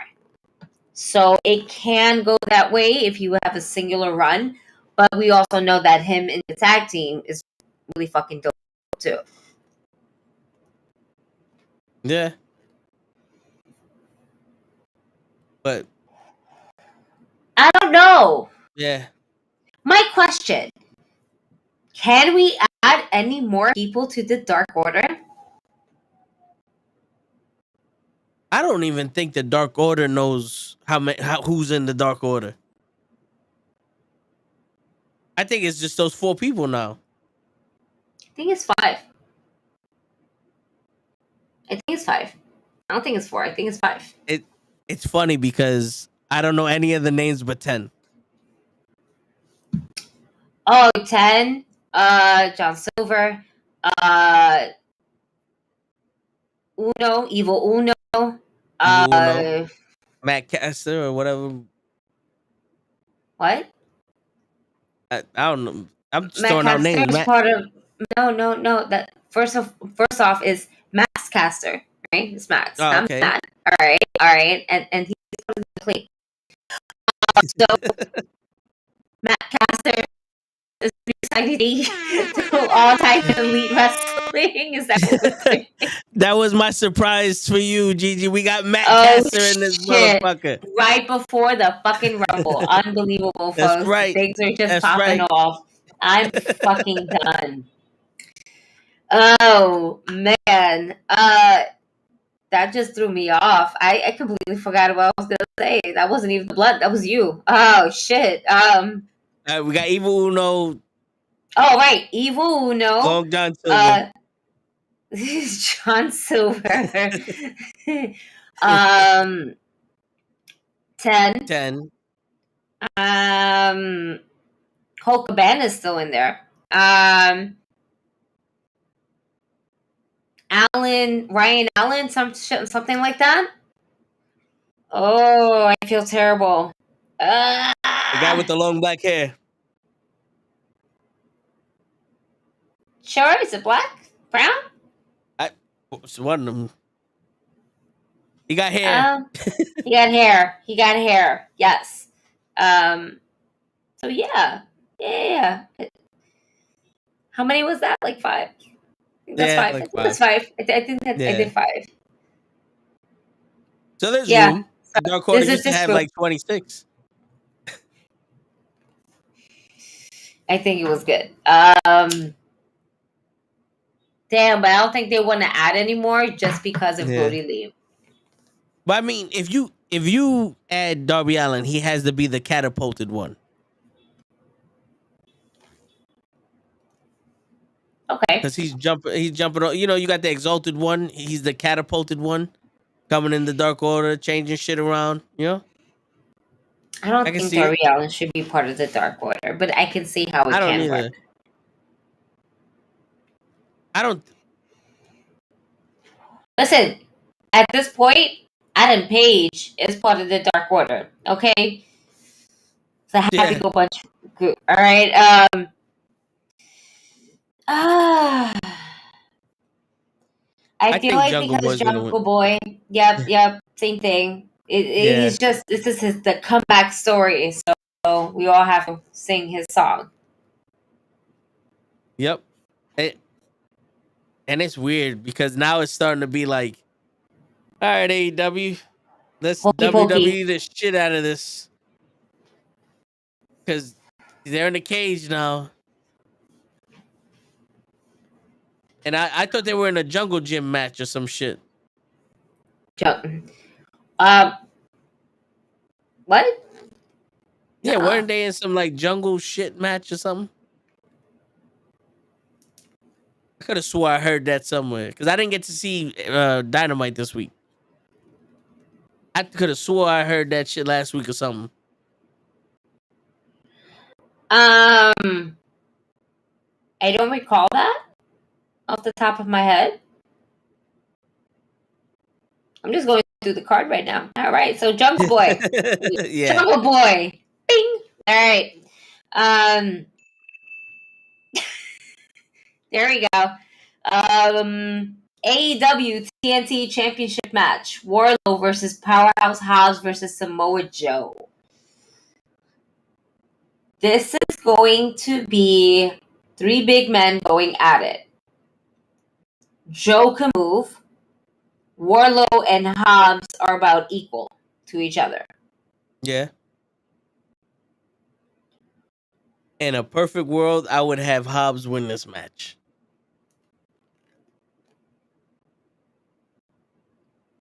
because then I it want would have Hobbs. Wardlow and it would have Wardlow and Samoa Joe wrestle each other for a reason.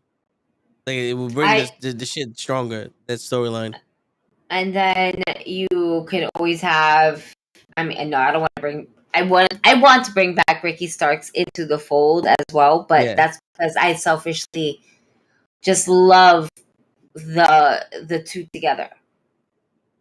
We've seen this so long, and we feel like it works so well. But it would be great to see Hobbs go against other people. And Darby Allin can be a great opponent for Hobbs. Yeah. You know, so there's a lot to this. And we can't forget about like Wheeler Yuta, Claudio. There's just a lot. Yeah. Let like fucking Powerhouse Hobbs start wrestling the actual contenders and not like Wardlow wrestles fucking the factory every day or some shit. Mm-hmm. Which the factory is not doing anything at all. They're just developing talent from Dark. But as for making an impact on the main roster of AEW, they're not doing much. And it sucks because they have a lot of great wrestlers in that faction. Yeah, that big dude. Listen, I just heard like a song, a bachata song going on. I heard it. It wasn't as loud, but I heard it. I'm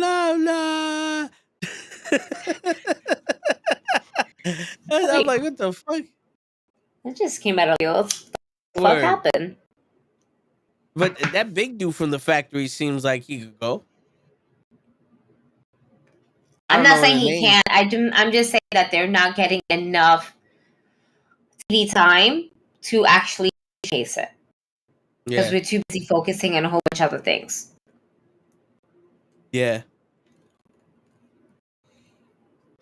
And I think that's my problem with it.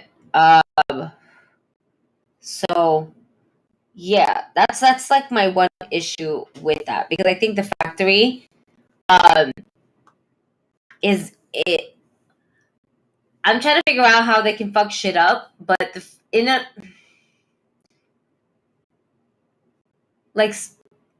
I'm trying to see where they can possibly join or like kind of go up against on the main roster, but who do you really have that's not already tied into a story week over week? I mean, they could have been wrestling for the trio title, but they needed that title to be on ice until the fucking Elite comes back. Well, they are coming back, so got that to look forward to, which is I'll go into that as the next match. That's right, Death Triangle versus the Elite for the trios title. Woo! I'm excited to see this because we know what we are expecting, which is a great fucking match.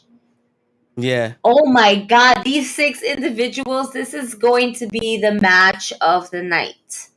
Why? Because fans are anticipating to see the Young Bucks and Kenny Omega. And we've seen the previews. We've seen all like, oh, looks like the Elite is coming back. Their pictures are vanishing away. They weren't vanishing. We all knew they were coming back. Yeah. They Back to the Future themselves in the pictures. Now, I don't want to see Death Triangle lose. Unfortunately, though, with Tony Khan writing shit, the Elite wins. Yeah. And then it's going to be on some more. Why'd you give the trio title to the Death Triangle? You should have just kept it on the Elite and just suspended them. Because apparently there's no time, there's no like length of time where you start getting stripped of your title because you're not here. Like Thunder Rosa could retire and still be the women's champion. Yo, which is a more story to kind of talk about, like. Yeah. Oh well, we're gonna cross that bridge eventually. All right. Yeah. I just noticed like every time we start talking, I bring up some other shit, and it's like, well, that's another match on here. So that's another match. That's another story. Yeah. That's a lot more. That's a lot more wrestling, but it's okay because we still have 1 hour and about like maybe for this nigga show. Word. 55 minutes is probably going to come through it, and then we're going to be like, goodbye, folks. Oh, fuck. Here we go. Yep. For me, I would like to see this. The Elite wins, the lights turn off, and the House of Black stand in the middle of the ring looking at the Elite. I will accept that. We've been, haven't we been? We bury them. We're planting the seeds. Yep. I would love to have a trios match, a triple threat trios match. Yeah. Between all 3 teams. That would be fire. That is my ideal dream match for the trios. And I don't care how it's fucking done. I don't. Do I want to see a ladder match? Kind of like, maybe the title's up there, but nah. I feel like that's too easy, and that's too WWE-ish. I just want all 3 of them all 3 teams to go at it. Yeah, I like that. Just let them go at it. That's it. Shit. Make the ring just a tad bigger, so that's how the niggas on the fucking ring. No, word. And Brody King ain't no small motherfucker neither. Shit. I like the House of Black, Johnny. I think it's pretty fucking cool. I think we need something dark and mystical like this House of Black. Okay? We're not done with it yet. In all honesty, I wish that Abdon was in the fucking House of Black. She should be the demon of that House of Black. That should be like the pet in a way, and I don't mean to say it like that, but like the human fucking raging animal that was like, if you fuck with her, she's a zombie. Guess what? We just resurrected these niggas, so they're zombies too. Yep. We get this. We should have this. Yeah. Not for nothing. And with Aleister Black, it will almost be like, yo, sick 'em. Because we already got the Wicked Witch of the West. Why not have somebody that's, gonna just be crazy? Shit. And she likes this shit.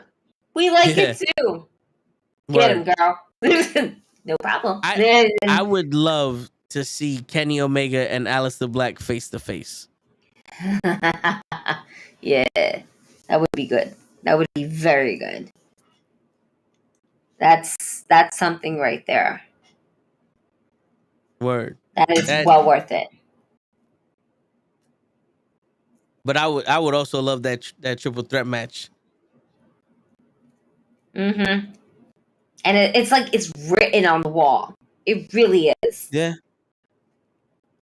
To not possibly capitalize on it would be just dumb. So what if there's a whole bunch of niggas in the ring that make 2 rings if you need to? Word. Do something where it's going to be like, fuck it. Just give them extra room and extra rings. They like climbing over extra shit. Fuck it. That's it. Mm-hmm.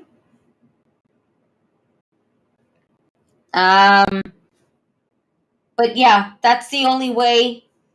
Again, the Elite at the end of the day are going to win the titles. Yeah. But what you do with it is basically, the fuck. What you do with it is basically is how it ends. That right right there is going to be really fucking good if it ends like that. Because it just adds more fucking story to it. Yep.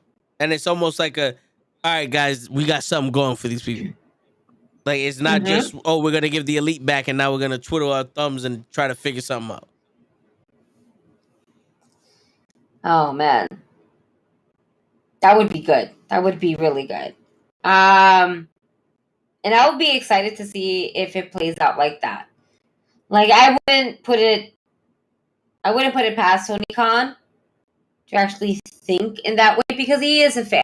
At the end of the day, as coked out as he is, out of his fucking mind, because it definitely seems like that, he he is a fan, and he does give us good fucking wrestling matches. Sometimes it's a little bit long. The show is long, but there's some really good shit. I ain't gonna even lie. Yeah. Some good shit out there. Let's see. AEW World Championship Eliminator Tournament Finals. We have Ethan Page versus Brian Cage, Ricky Starks, or Lance Archer. I guess we find that out on Rampage tomorrow, right?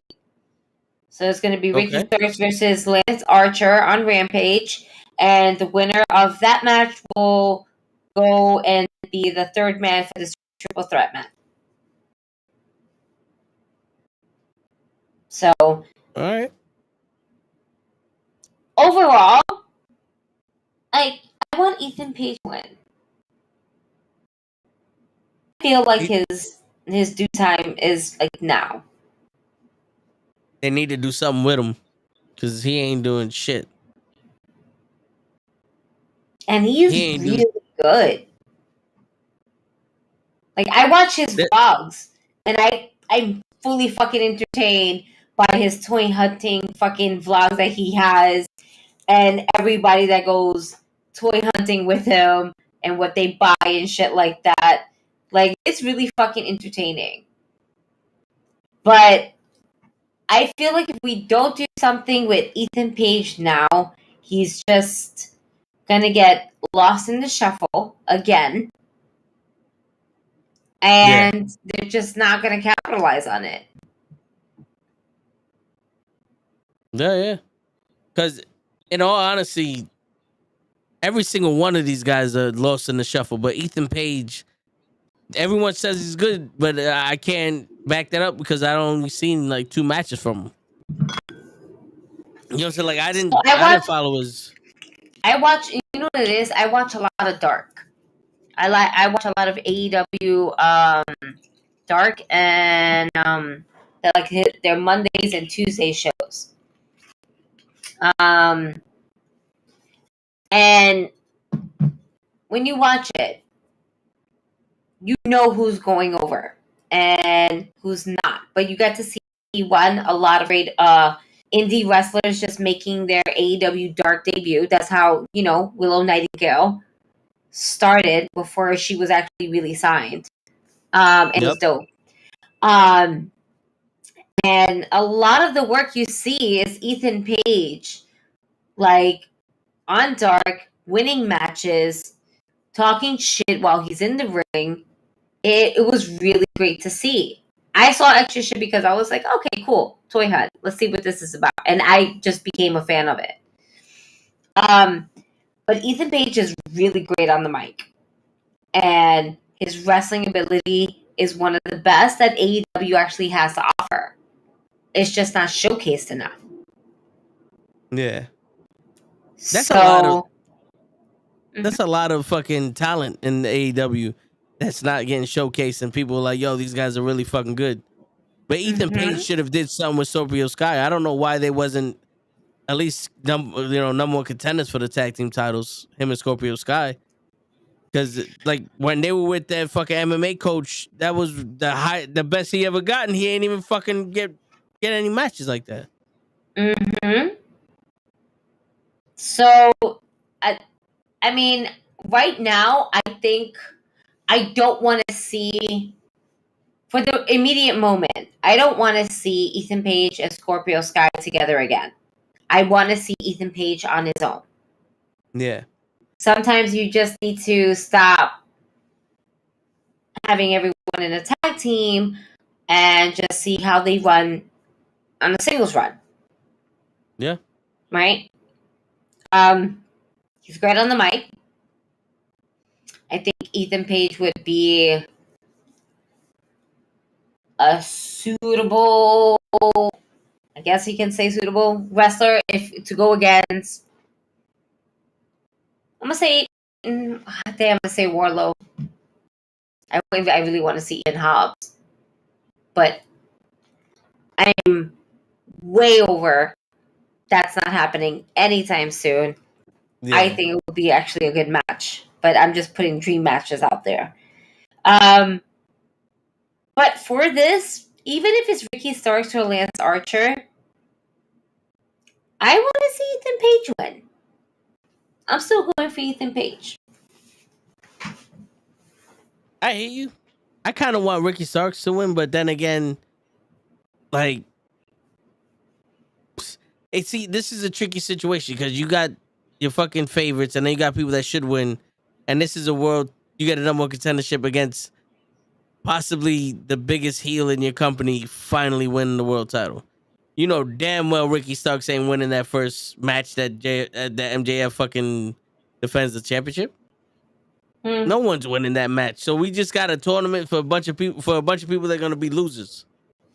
Unless MJF don't win the title and then Ricky Starks beats Moxley, but that's a stretch. That's more of a stretch than MJF losing.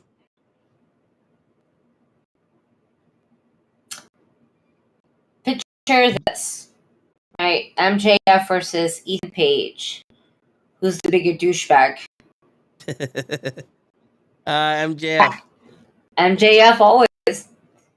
But that's where you make Ethan Page from a heel to a face. And he plays a good face, like a cocky face. You know what I mean? Yeah. Cock. All right. Moving forward.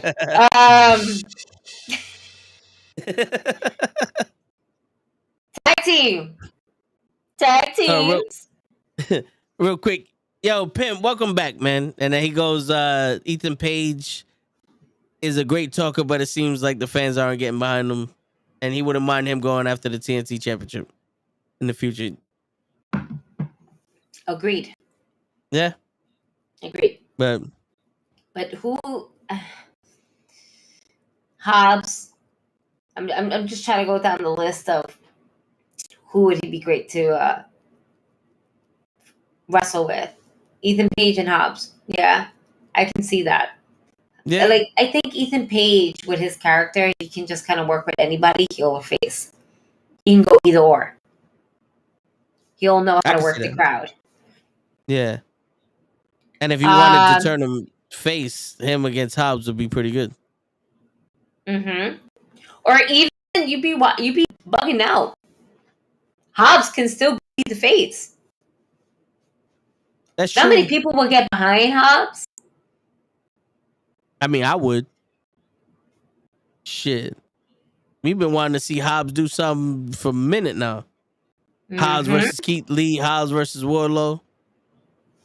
We've been wanting that. It's a lot. Shit. I mean, at least we're getting Hobbs versus Wardlow versus Samoa Joe. So we get a 2-for-1.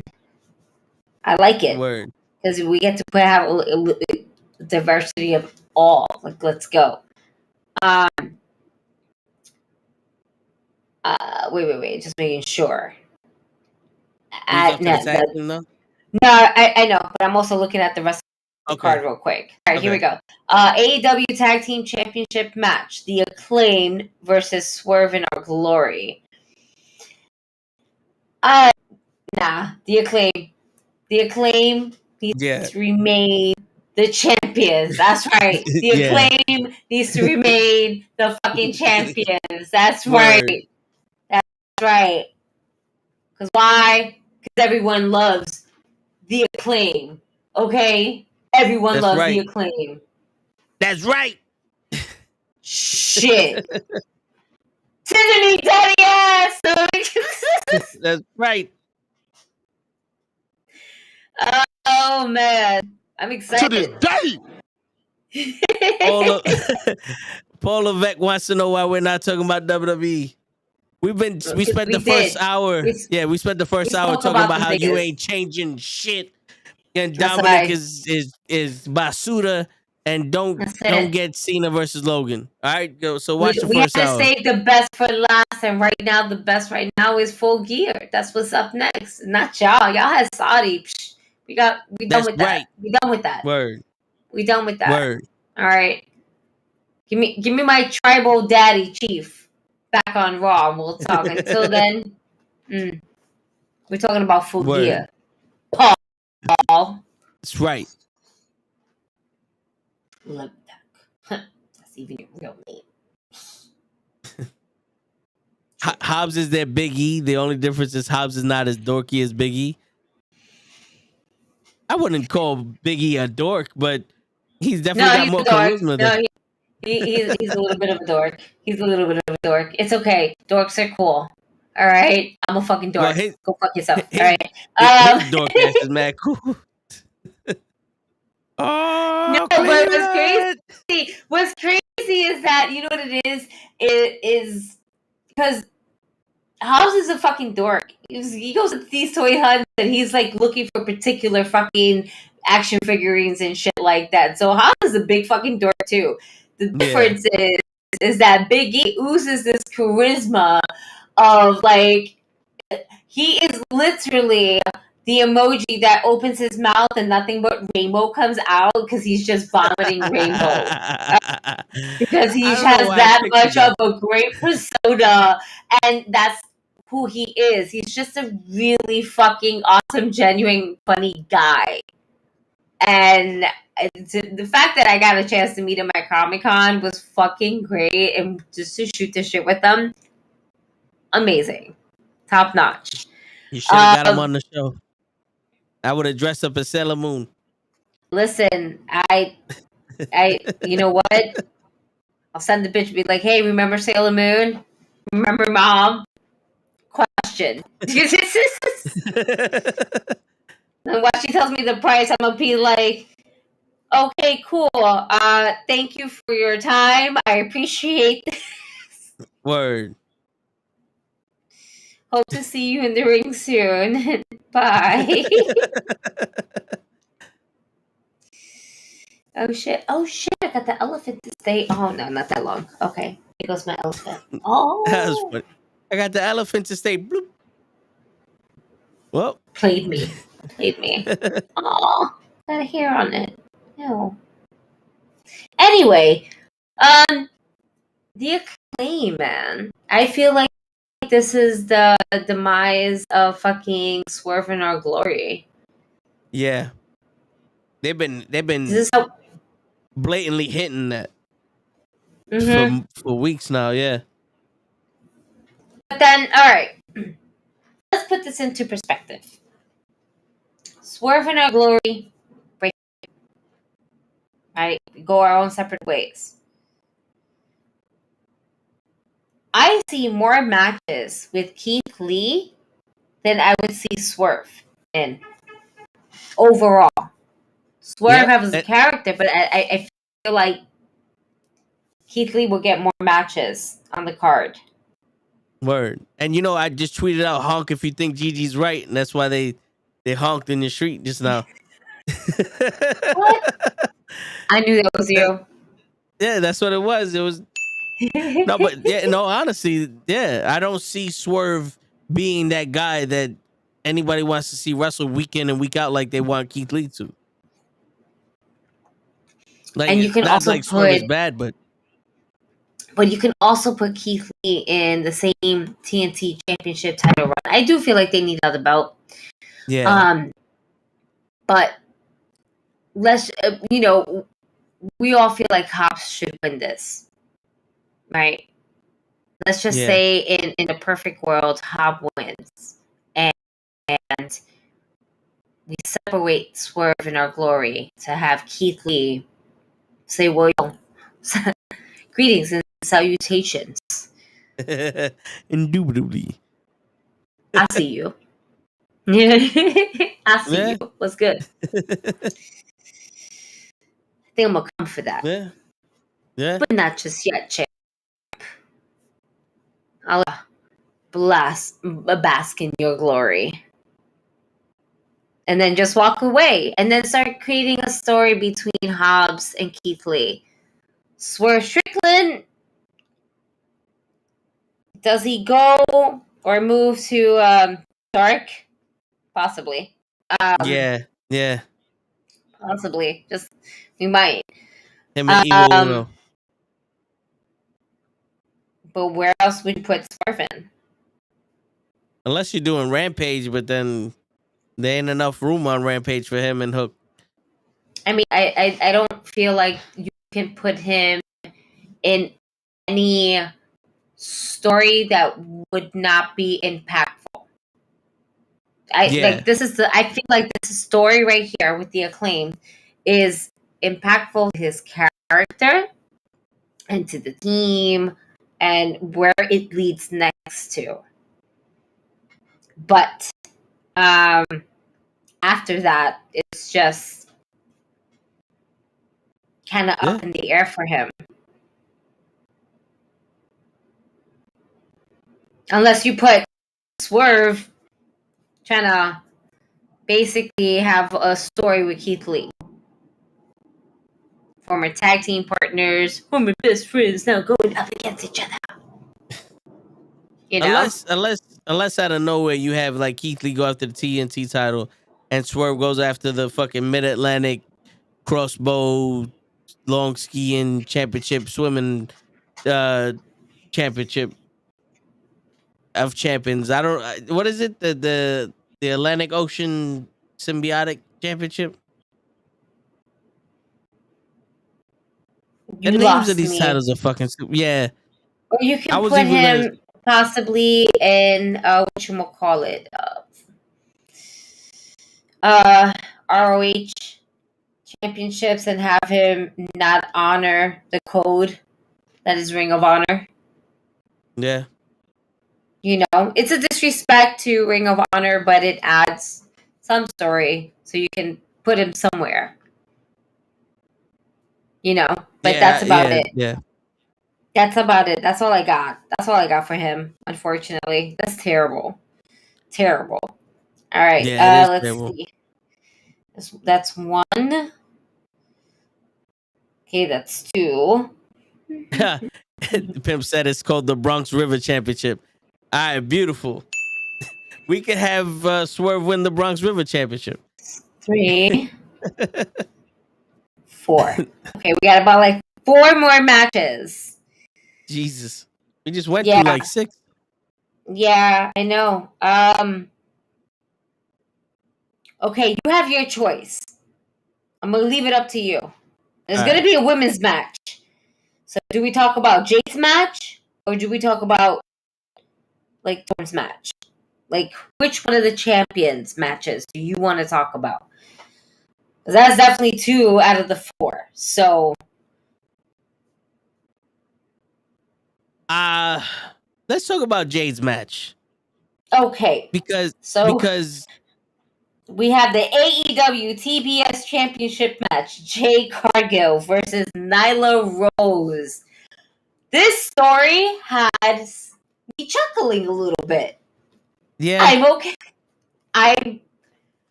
I'm invested in a Jade match because of Nyla Rose. This is the only way they could do it. And it kind of is fucked up because it seems like they're going to go with Jade squashing Nyla Rose. I don't think it's a squash match. I don't think that. I don't think this match lasts very long, though. No, I think it would. I think it should. Because Nyla Rose is a tough bitch. Alright? And Jade is still, she's still learning. But she has definitely improved so much. And as I said, weeks and weeks on, I enjoy watching Jade literally chase for her title to get her championship match so she can get her fucking title back. Yeah, that's funny. The champion got to go chasing for the title. I'm not gonna lie. She got robbed, girl. Yeah. This is the best robbery. Yeah, this is the best robbery of a title that I've seen in a long time. This is great. Yeah, we saw. And the word, and then the best part is that Nyla Rose went ahead, got the hair done like Jade, copy her entire fucking moveset, okay, and pin the bitch exactly how it would work and happen. And it's like, I could do this too. And I felt like that was such an amazing insult. Like, oh, I got your championship, no problem. This is you, let me do you.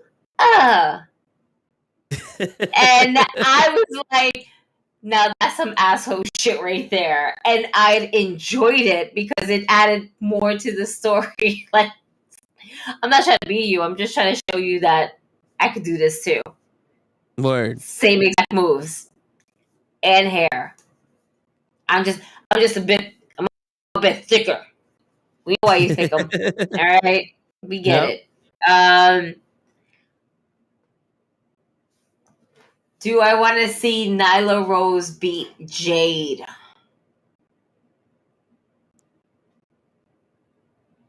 Do you think this is where they're gonna bring back what is her name? Your girl Statlander. Yep, Chris Statlander. I don't know. Well, you know what? Where does she stand at with her fucking injury? Because that's a good fucking question. I didn't think about that. But it would be nice. Oh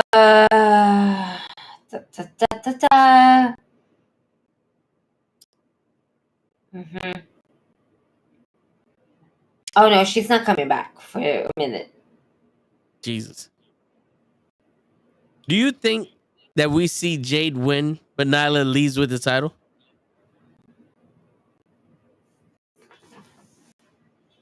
That would be funny. That would be like Jade wins, but Nyla just rolls out of the ring, and Vicky got the title, and they just run out. Jade wins.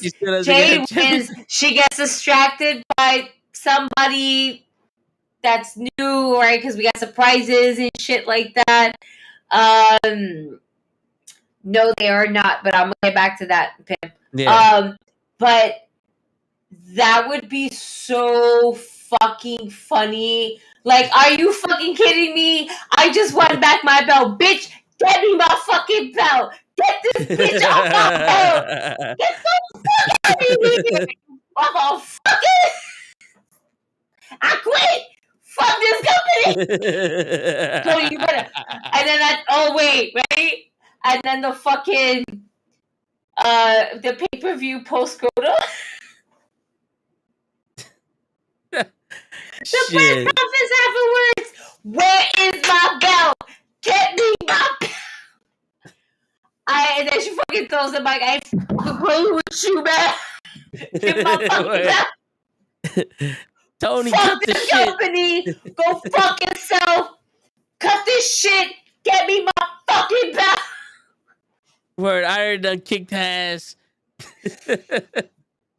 Oh man, that would be fucking great storytelling. Yeah.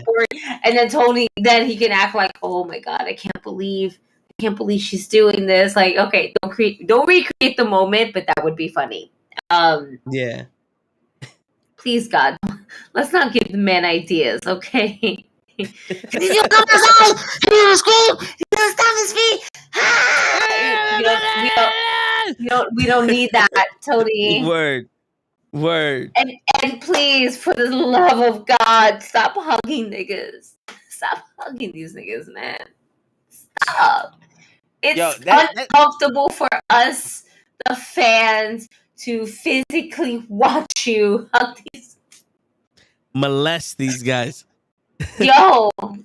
Like, he embraces them. Like, oh, this is my cousin. I haven't seen him in 10 years.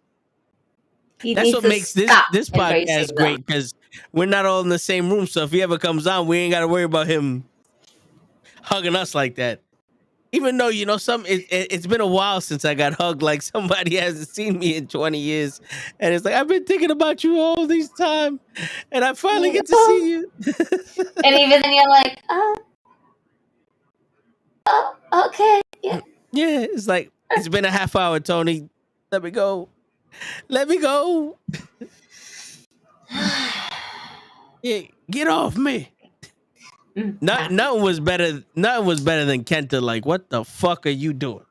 Yo, that shit had me dying. I was like, no, we don't do this to everybody, Tony. Know the boundaries. Word. Sheesh. My man said, come get your boy before I fuck him up. I don't think I'm coming back here. Word. Johnny said, I'll let Tony Khan hug me. Hey, man, that's the best hug you probably ever going to get. That's cool. He gets married, he ain't going to kiss the bride. You can hug the bride. I don't think Tony Khan can hug anybody he wants. There's boundaries. Okay? There's boundaries you don't cross. Sometimes there's just lines you don't cross. Sometimes some people are like, no hug, high five. Cool. Yep. Not everybody gets hugs. All right? We don't do that. And on top of that, it's a little bit unprofessional on the camera. The type of hug. Nobody should be hugging their employee like there's a fucking teddy bear they get to take home at night. That's a little bit. With their eyes closed. And that's another thing. Is like he's hugging with his eyes closed. It's like, yo, bro, you making out with them? Like, what the fuck? Like, damn. You give him the little 2 pats on the back like that. What up, player? All right, let's do this. My man is like, I've never in my life. Like, holy shit. I'm gonna just let it go. Tony Khan, you're a special man. We appreciate what you book for us, and sometimes we appreciate AEW. Thank you. But know the boundaries, man. Read the room. Yeah, gotta read the room sometimes. Yeah. All right. Man, Jade or Nyla? So I like your theory. I really like your theory. I think as a fan, deep down, I want to hold out her first loss to Chris Statlander. Why? Because I feel like it just has more meaning for it. It's like it's more to the story because we know from beginning to end. And then on top of that, you got Athena acting like a bitch now, right? She's a heel. Yeah. She's gonna hold her. She's not here. She's not being cute Athena, happy Athena. She's being more vicious and vile Athena, which is good because we need more of that. We need more bitches. Yeah. On AEW. I'm tired of seeing smiley faces. Smiley faces we get all the time. Let's be bitches. Let's be real fucking cunts about this shit. Like, man, go fuck yourself. That's what I want. And not to say cunts in a bad way, but very just cunty, like, cocky, and just be like, fuck yes. Who are you? Who are you? Bitch, you nobody.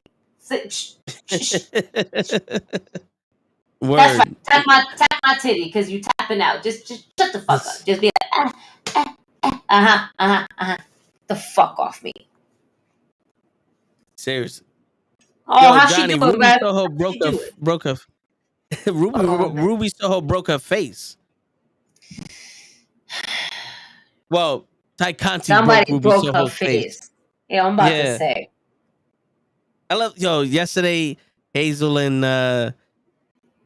and Pro were like, "Oh, Ruby Soho's injury prone." I said, "It's not injury prone when people are injuring you.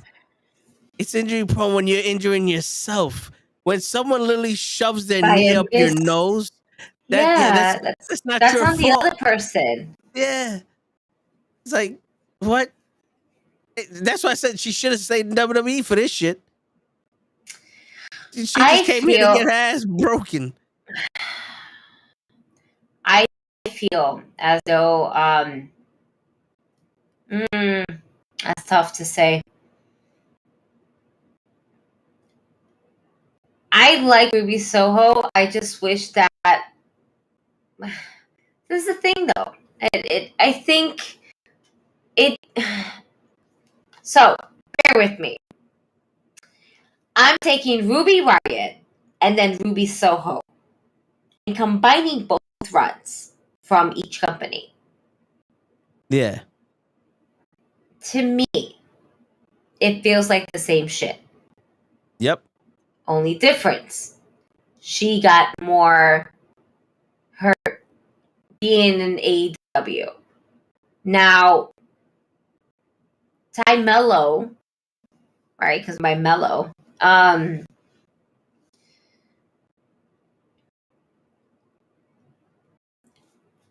can't say that she's like, for instance, Nyla Rose. We'll bring it back to Nyla Rose. That was that year that she just kept injuring wrestler over wrestler over wrestler. Ty Mello is not a person who fucked that up. That match overall was just sloppy. Yeah. Between Sammy Guevara and the move that he did with Ruby Soho and then Ty Mello.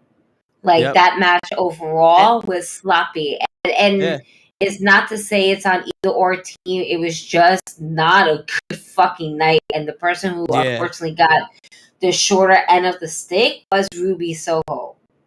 Yeah, I feel like almost broke her neck right before they broke her face. Right. That bump was very fucking nasty. Yep. Damn, that was reckless. I don't think it was reckless. I think it was just miscalculation. Like complete miscalculation. Because nobody wants to be reckless in the ring. You know what I'm saying? Nobody wants to see somebody else get injured unless it's intentional. It's not intentional between Sammy and Ty. I think it's just miscalculation because could they be distracted over other things? Maybe. Could they try to be so focused that when you're so focused, you fuck up? Yeah. Possibility. Nobody wants to see anybody really fucking injured in the ring. Nobody wants it. Especially when you're up against somebody that you feel like something can happen. Let's be real. Ortiz and Ruby Soho are great. Absolutely great together. And if the story builds of Ty Mello and Sammy, because you always have that couple like, oh my god, husband and wife versus like brother and sister type shit. Yeah. You know, it makes sense, but it just did not hit that night. And because of that, unfortunately, again, Ruby Soho got the shorter end of the stick. When her comeback comes, should she go for the AEW Women's title? Yes. Which, I think that's the... Wait. Is that the next match we'll talk about? We could do that. Alright, cool. I just want to see which ones that I didn't talk about that which should be like, you can put it. Oh, wait. Before we get to that, ROH World Championship match, Chris Jericho versus Bryan Danielson versus Sammy Guevara, since we're talking about the nigga, versus Claudio Castagnoli. We know this is going to be just a fucking tag team match. This is going to be in a tag team match the whole way. And then maybe Brian Danielson and Claudio hit each other like 2-3 times. But this is gonna be a fucking tag team match. The real question is here: who hits who first in their own faction? Right? Sammy to Jericho or Jericho to Sammy? I think Jericho would hit Sammy first. And then to Danielson to Claudio or Claudio to Danielson? I think Danielson to Claudio. Because I think if Sammy ever tries to go for a pin, I think Jericho hits him. But then I think just Daniel Bryanson will just be on some, nah, this is a fatal 4-way, fuck that, and just hit everybody. I can see that. So I secretly kind of want Claudio to hit. No, Daniel Bryanson. Wait, yeah, right? No, Brian Danielson. Brian Danielson. Oh, got this all fucked up. My bad, y'all. I've been drinking and smoking. Shit. We had a hell of a night just trying to figure out what the fuck the WWE was doing with the Money in the Bank. Word, there was a lot. Oh fuck. Tully Blanchard said if his daughter went to AEW, Tessa Blanchard, Britt Baker could be the face of the women's division. I can believe that, but Tessa Blanchard is very hard to work with, and until she fixes her attitude and stops acting like her shit don't stink, they're not gonna want to work with her. Word. And it's I don't know that personally. However, from everywhere that shit. If we hear it once or twice, okay, whatever. But literally every fucking where you work at, this is the type of person we hear that you are. There's only so much of the truth that actually is like, nah, that was just hard to work with, and we can't fuck with her. Yeah. So what Chris Rock say? If everybody's saying that you a rapist, you a rapist. If everybody's saying that you a bitch, you a bitch. Yeah. I see it. And if Britt Baker's having problems with Thunder Rosa for whatever reason, imagine the problems Britt Baker would have with Tessa Blanchard. Shit. Especially one who's just like, yo, are you fucking serious right now? Word. I went through. Britt Baker's gonna be like, I went with this shit through with Thunder Rosa. And Thunder Rosa might even say the same shit about Britt Baker. Which again, we're gonna get into that shit in a second. But who takes the W for this? For the ROH World Championship match? Jericho, Danielson, Guevara, or Castagnoli? I kind of say Jericho. Really? I'm gonna go with Danielson. I don't think Danielson wants to be a champion. Like, I think he just wants to wrestle, and they're putting him in this, but I don't think he wants to be a champion. Because if he was going to be a champion, he would have did it with the AEW title. They gave it to Claudio. I think there needs to be another championship in that faction to elevate ROH in the vision that is Tony Khan. You know? Yeah. Because I don't feel like we're getting enough of ROH talent showcased on AEW overall. Again, we spoke about why we haven't seen their own show on YouTube. Yeah. Like we spoke about this, and it needs to happen. Like, if you're able to do it, then do it. Yeah. So I kind of want to see overall. I kind of want to see it go to the Blackpool Combat Club, right? Yeah, Blackpool Combat Club. Yeah. So whether it goes to Danielson or Claudio, I want it to go to one of them. I don't want Jericho to be champion anymore. I don't want Ocho to be happening anymore. Yeah, it's stale. This is the last two personas that Jericho did that's stale. But yo, this match should have been Bryan Danielson, Claudio, and the dude that Claudio beat for the title. Because if Jericho wants to wrestle all of the Ring of Honor champions, why not have the three biggest? Because like I said, this is a fucking tag team match, and that's why I think Chris Jericho is gonna win this. Fucking, it's gonna be Chris Jericho and Sammy versus Claudio versus Bryan Danielson. It's the Intercontinental title all over again, where it was half China's, half Jericho's. That's true. But I don't know. I want to see the good guys win. We're gonna be in Jersey. I mean, I guess you're probably right. It's gonna be Jericho. We gotta sing his theme song at least twice within one night. That's part of our contract when we buy our tickets. Yep. And everything. It's a 2-song minimum.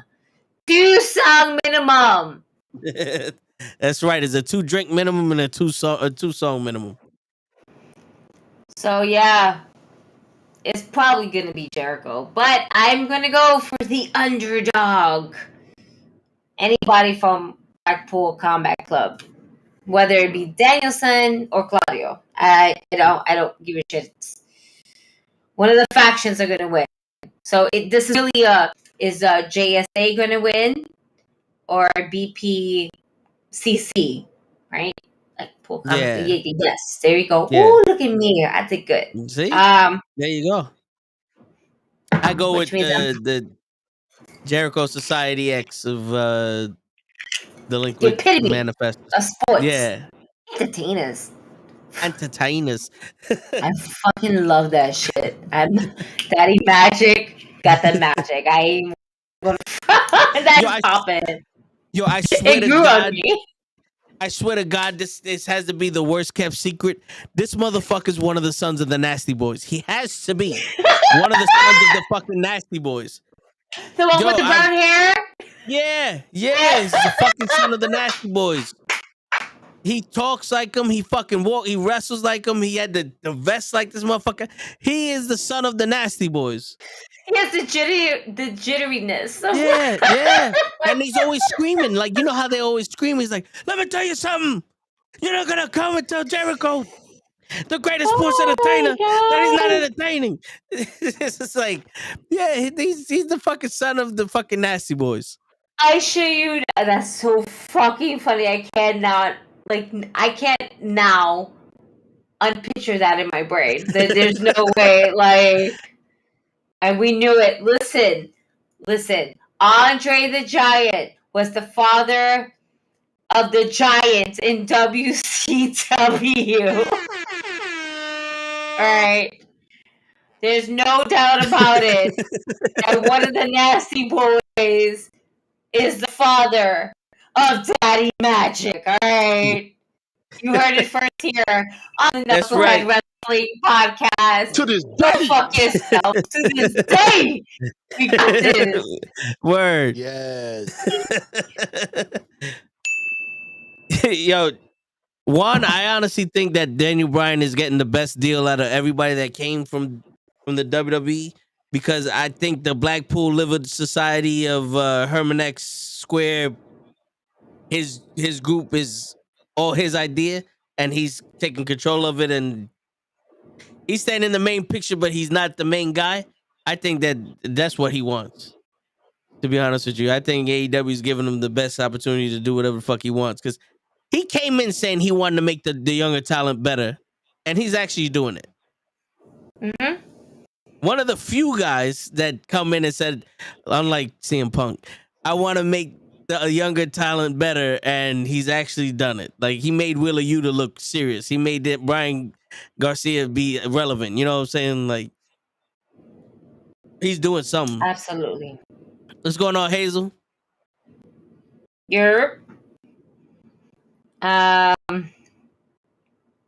So we got that going on. What? Real quick, you guys came. I said I was gonna do it for whoever came in. Yo, Juan and Hazel, do y'all want to see John Cena versus Logan Paul at WrestleMania? I'm asking everybody. Do y'all want to see that shit? You did say that. Emotional damage. You emotional motherfucker, you. Anyway. Hey, I'm not emotional. I just got damaged. Alright, apparently. So, the interim AEW Women's World Championship match. Toni Storm versus Jamie Hayter. Who wins? And why do we still have an interim AEW Women's Champion? Why do we have any interim women's? I Pro Wrestling Podcast basically went ahead and posted up something. What do you feel about it? Every 30 days, if the person cannot wrestle past 30 days, stripped. Yep. I don't see any wrong in it. You want to give them 45 days? Give them 45 days max, at least. Sure, because a month and a half really in pro wrestling is like 2 weeks to us. Yep. If you want to do 45 days, kind of meet them halfway, then so be it. I'm okay with that. But there's months and months and months of hiatus. I am not okay with it. Yes, Toni Storm is doing her damnedest to be the AEW Women's Champion. And she's putting in work week in, week out. Promos, even if they're lackluster. She's putting in the work.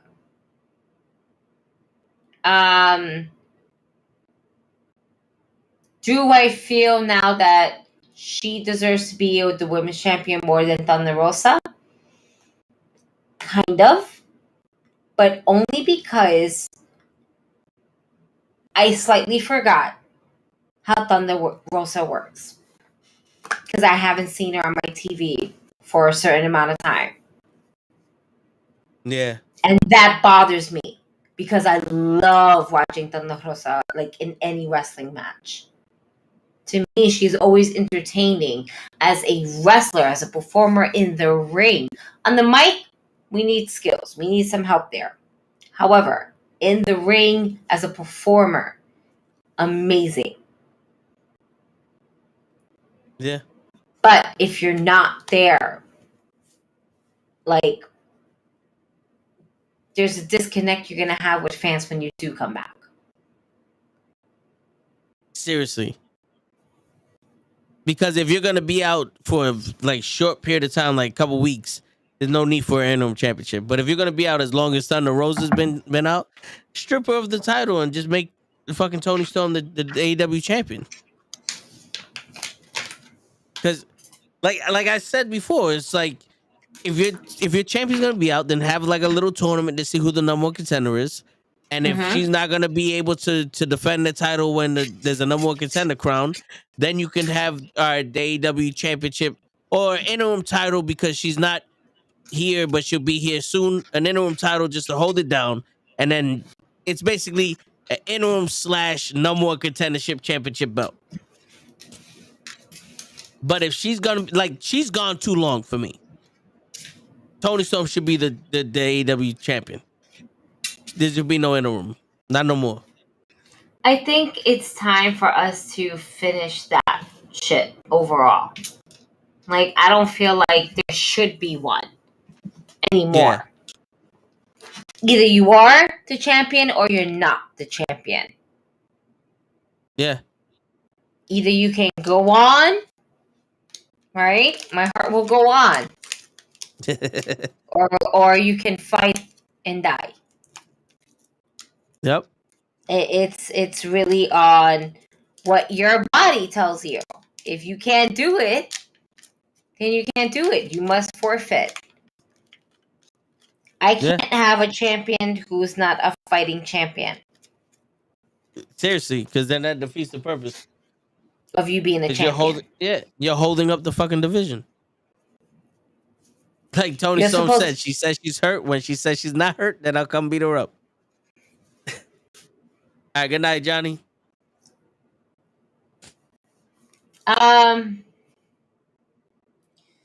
My question is, do we get It's so many ways we can go about this. I'm gonna pretend I didn't see that, like I don't see John Cena. Do we see Tony Storm winning? Not because of Britt Baker. Yeah, she wouldn't be down there. No. But no, because she has her own match to worry about. Yep. Do we see Tony Storm winning clean? Right? Maybe some interference because you still have Reba. Yeah. Right?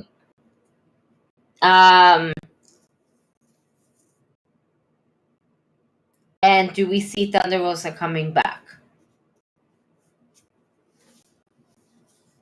Because now it's out there. Now it's out there. Like, yep. Excuse me. Let me. But now it's out there really quickly. But Tony Khan's like, oh, he's thinking about 30 days. If she doesn't come back, blase.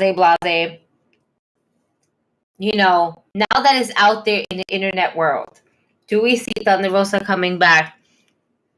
And then basically Tony Storm, now that he put like a notice, you came back to work type of attitude, that type of dickhead shit. Yeah. Because Thunder Rosa will always be seen as a face right now. Not so much of a heel. Tony Storm, however, is going to end up talking shit.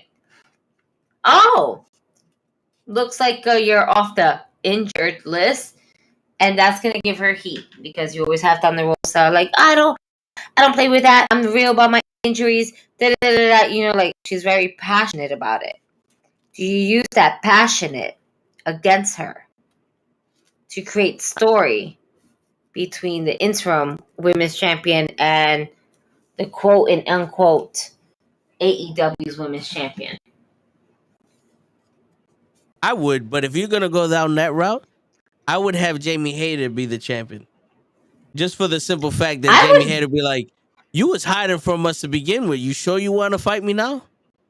But see, that's the thing. I don't think Tony Khan can afford more heat. Because we have enough heat from CM Punk. That type of heat either can go both ways. It can go into the way of Thunder Rosa, letting everybody know, well, this is how it is. Like, they legitimately got heat against each other and they don't fuck with each other on some real ass shit. So, like, do we play into that card? Or do we stir away from it? Because we don't want any of the shit to pop off. My bad. Half of what you said I didn't hear because the website I'm using to look at the thing just decided to play a fucking loud ass Snickers commercial. And I'm like, what the fuck is this?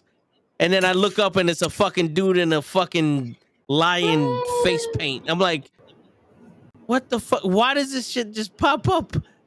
My bad. Are you not feeling Uzi? Do you need the Snickers to feel Uzi? Is that what it is? So. Yeah, I'm gonna need a Snickers, some ice cream, and some cookies, and a can of corn. Yeah, listen, can of corn. Wow, it's terrible. I can't even. I try to like wrap my brain around that, and that did not happen. I tried, did not.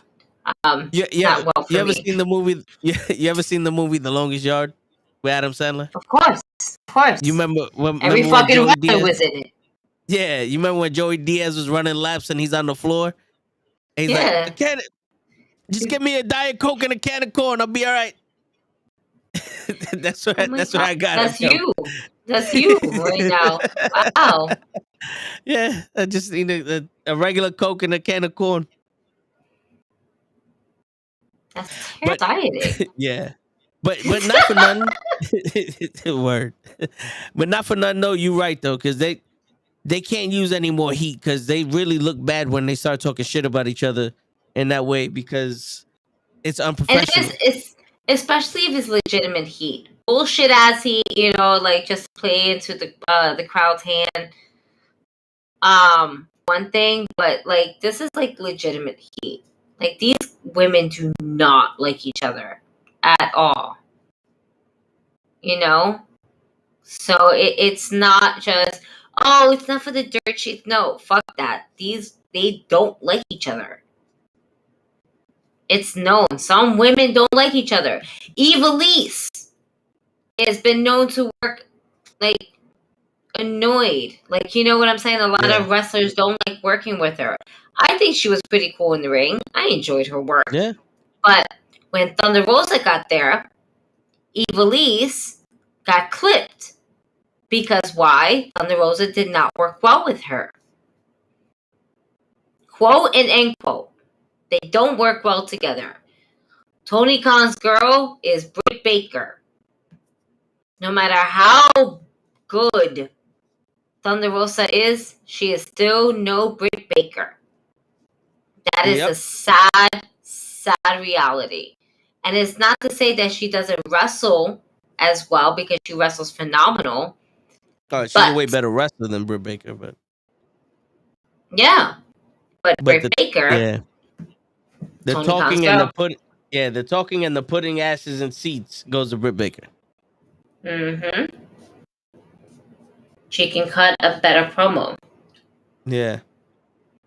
Not for nothing, I could give a shit what Saraya has been saying. I don't want to hear what Britt Baker got to say. That's the next. I think that's the next match we have to go into. Yeah. So who you picking, Jamie Hayter or Tony Storm? I'm gonna have to go with Tony Storm. I want to see Jamie Hayter, but there's a lot of unfinished story to be told with Tony Storm. Yeah. And before we can put a title on Jamie, we need to finish the stories with Tony. Yeah. I think that's my whole thing. In year 1 and 2 of AEW, I would have said Jamie Hayter. But in year WWE of AEW, it's got to be Tony Storm who wins this. Mm-hmm. And yo, Pimp, I would take that match in a heartbeat. Me versus John Cena at WrestleMania 39 in a John Cena career-ending match. Shit, let's do this. Oh, you gonna die. It's okay. So fun. Such a good friend of mine. Taking the L for the team. Wow. Hey man, I'm athletic. Yes, you put your arm up and you can put your arm down, picking up the remote control, picking up your headset, That's right. picking up Coke cans and stuff like that, and that's right. Apparently a potato salad as well. That's right. You want some potato salad? Let me go get some potato salad. And nobody wants a potato salad, bro. Nobody ever wanted it from the first place. Nobody ever wants it in the last place. I got some cookie potato salad. Nah, there's no such thing. This is disgusting. Let's not do this. You see the camera? We're so close to getting to the end of AEW. All right, we're so close. So very, very close. All right. I'm going with Tony Storm. Just because I just want to see a final match between Thunder Rosa and Tony Storm, and then we just get this over and done with. Same God, for me. why is this card so long? We started predicting this card like an hour and a half ago. I know. I tried to get it done early, but we're not there yet. Fucking Pimp, it's your fault, man. Fuck. It's your fault, Pimp, because the show ain't here. God bless America. All right. All right. Saraya and Britt Baker. You said you wanted to do that one next? Right. No, I think that's the second to last last one, to be honest with you. I'm just looking through all of it, making sure we covered everything. Toni Storm, Jamie Hayter, that, done. And yeah, so Saraya and Britt Baker. Saraya needs to win. She needs to, yes. But I want Britt Baker to win. This is my house. No, Saraya needs to win. This is my house. This is my house. I didn't build this house. Well, fuck you, I pay rent, so this is my house. All right. Word. So fuck yourself. All right. This is my house. And therefore, Saraya needs to win this shit. Britt Baker doesn't need the W. She does. She needs to check, but she don't need the W. Yeah, Britt Baker's one of those wrestlers that doesn't need a win. No. Because next pay-per-view, she's going to get that title belt, right? Yeah. And it won't be interim. All right. Tony Khan, I hope he does not book Thunder Rosa and Britt Baker again, because I don't think it's going to be. I feel like everybody's going to get some receipts. Yeah. And it's just going to be a bad look overall. Word. But I do feel that Britt Baker is due for another title run. Yeah. Mainly especially because if she's going to wrestle Toni Storm. Yeah. I feel like this is where we're at. Either give the title back to Britt and make it more entertaining, or just stop. Well, you know what the problem, because Toni Storm can make it entertaining. The problem is that if you're not Britt Baker, you're fucking Nikki Ash or fucking Dana Brooke, where you need to be in a tag team for some fucking reason. The only women's division in all of wrestling that doesn't have a tag team champion need to have tag team matches with their world champions. I don't understand this shit. Britt Baker did nothing but defend her title, and she's one of the best champions they got. Fucking Thunder Rosa becomes champion, tag team. Toni Storm, tag team. What the fuck is this? Just let Toni Storm wrestle. You got a bad bitch wearing the title, and she's sitting playing second fiddle to fucking Athena and Sheeta and everyone else. Let her fucking wrestle. God, that's another Sheeta. I wish it's bad. You know what? It's bad when, and I love Willow, but it's bad when Willow is teaming with the world champion, and Willow is getting more excited than Toni. Toni just looks like, fuck, I'm out here.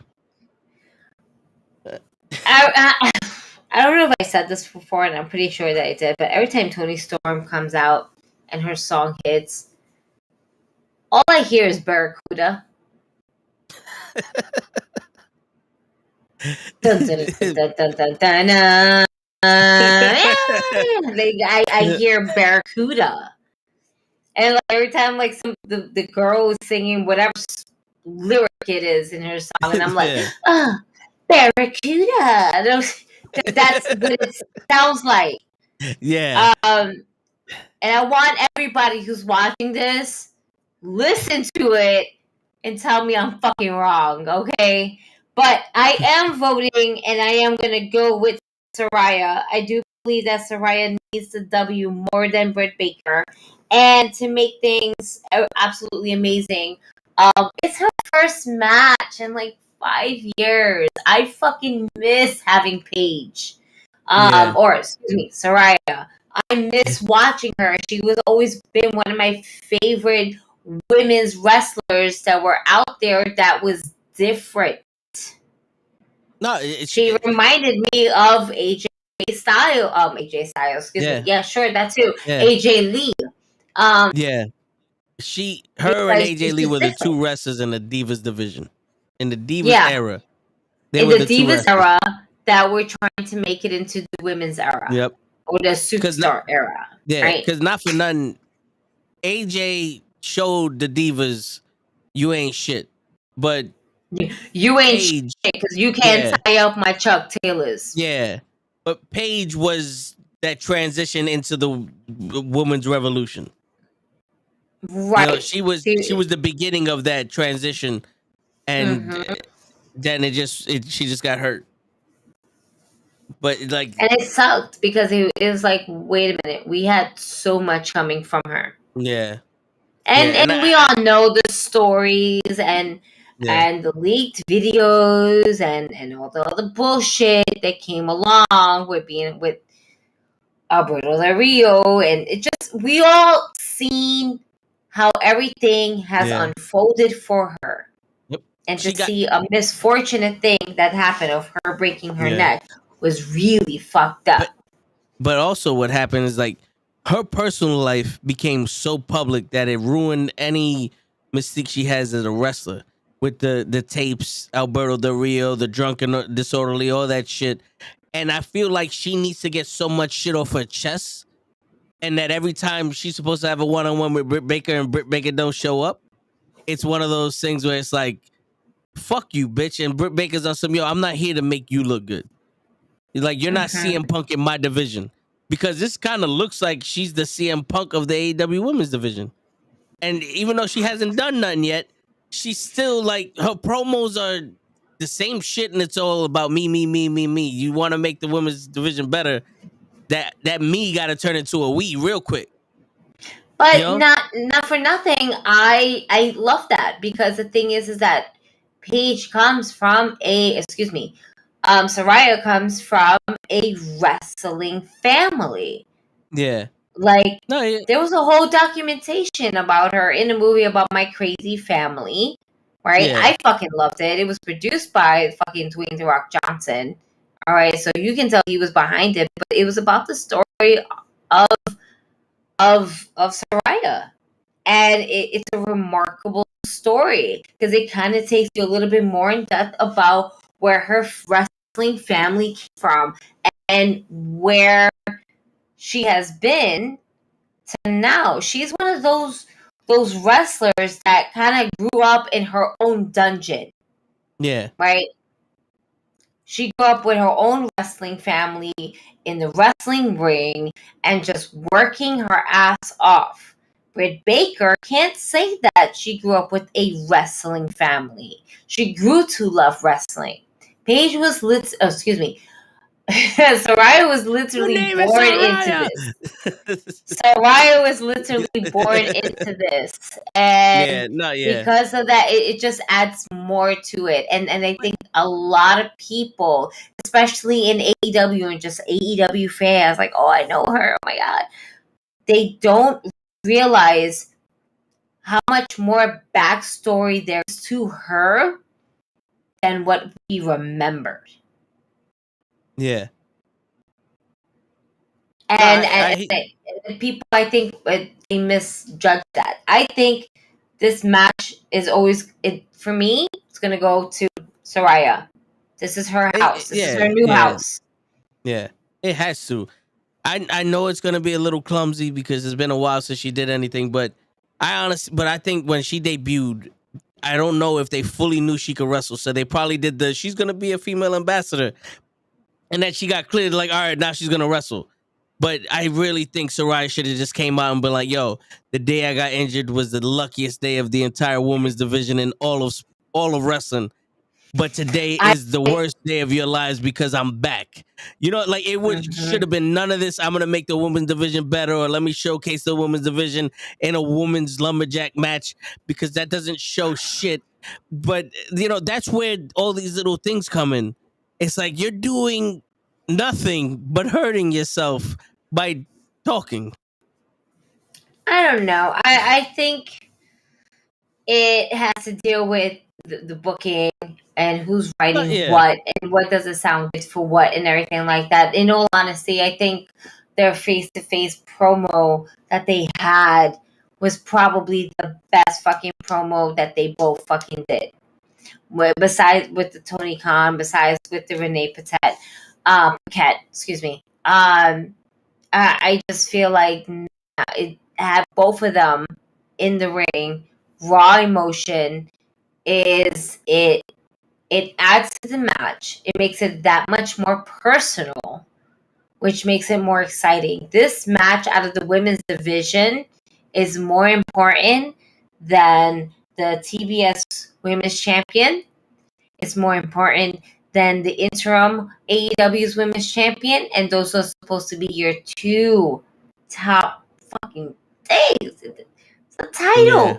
They have a title. But yet, this match that has zero titles on the line is by far your most important women's match on the card. That can take this women's division to different levels.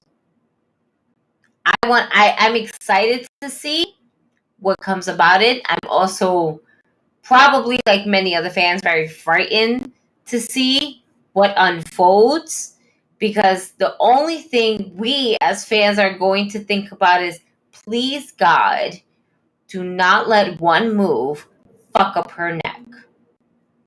Word. Why? We thought about this with Edge. Okay? If not everybody, a lot. Okay? We thought about it because we all... 1, Stone Cold. 2, Edge. 3, Bryan Danielson. 4, Flair. Huh?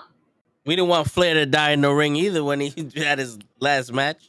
No, yeah, but I'm talking about those who had to end their career based on a broken neck. No, I get it. Yeah, I hear you. Christian. Ricky Starks. Willow Nightingale. Stark, Willow Nightingale broke her neck in a car accident. I did not know that. Or no, not in a car accident, excuse me, in a wrestling match. She broke her neck in a wrestling match. There's so many people that has unfortunately dealt with this type of injury and still came back. Oh, shit. And to actually see what we are going to get. Because think about it. It's not like Saraya's going to go into the ring this Saturday without training her body to be back in the ring. Yeah. And for what and we if she can only just got cleared again. No, this be fucking... She recently got cleared probably months and months and months ago. And just been training to come back into the ring and do what she got to do. Get that ring rust out. She's always been wrestling. I honestly feel that if anything fucks up Saraya and Britt Baker's match, it's not because of ring rust, but it's mainly because of the jitters of being able to do what she loves to do, and that's to wrestle. Because it's been in her blood. And certain wrestlers who always have it in their blood to just fucking go. It's always gonna be, there's always gonna be jitters and everything like that. Let's take somebody who's not always been like this. Seth Rollins, when he fucked up his knee. Yeah. The jitters of him coming back and wondering, oh my God, what is the next move? And look at where he's at right now. The fact that he has a United States Championship and he is the hottest thing on Monday Night Raw speaks volume. And he goes and goes. Yeah. So to see this match, again, Saraya, this is my house. It's going to be her house at Full Gear. I'm with that. I think Saraya has the win also. Because that would be a huge waste if she does all this shit and then loses to Rebecca. It is a waste. It is a waste. All right. Do we move on to the last match? Yep. That's it. Last match. 17 hours later, 45 matches down, and we are at the main event. Hey, Tony. It's Monday night. Do you know what that means? Word. Niggas gotta go to work the next day, bro. Word. It's like you get your money's worth, but shit. Do this on WWE schedule. Do it on a Saturday to a Sunday, because at least the majority of the world can actually sleep in on a Sunday. Unfortunate folks, which happens to a lot, have to work, but it's not that bad of a shift. All right, it really isn't. Compared to others, it's not so bad. All right. AEW World Championship match: Jon Moxley versus MJF.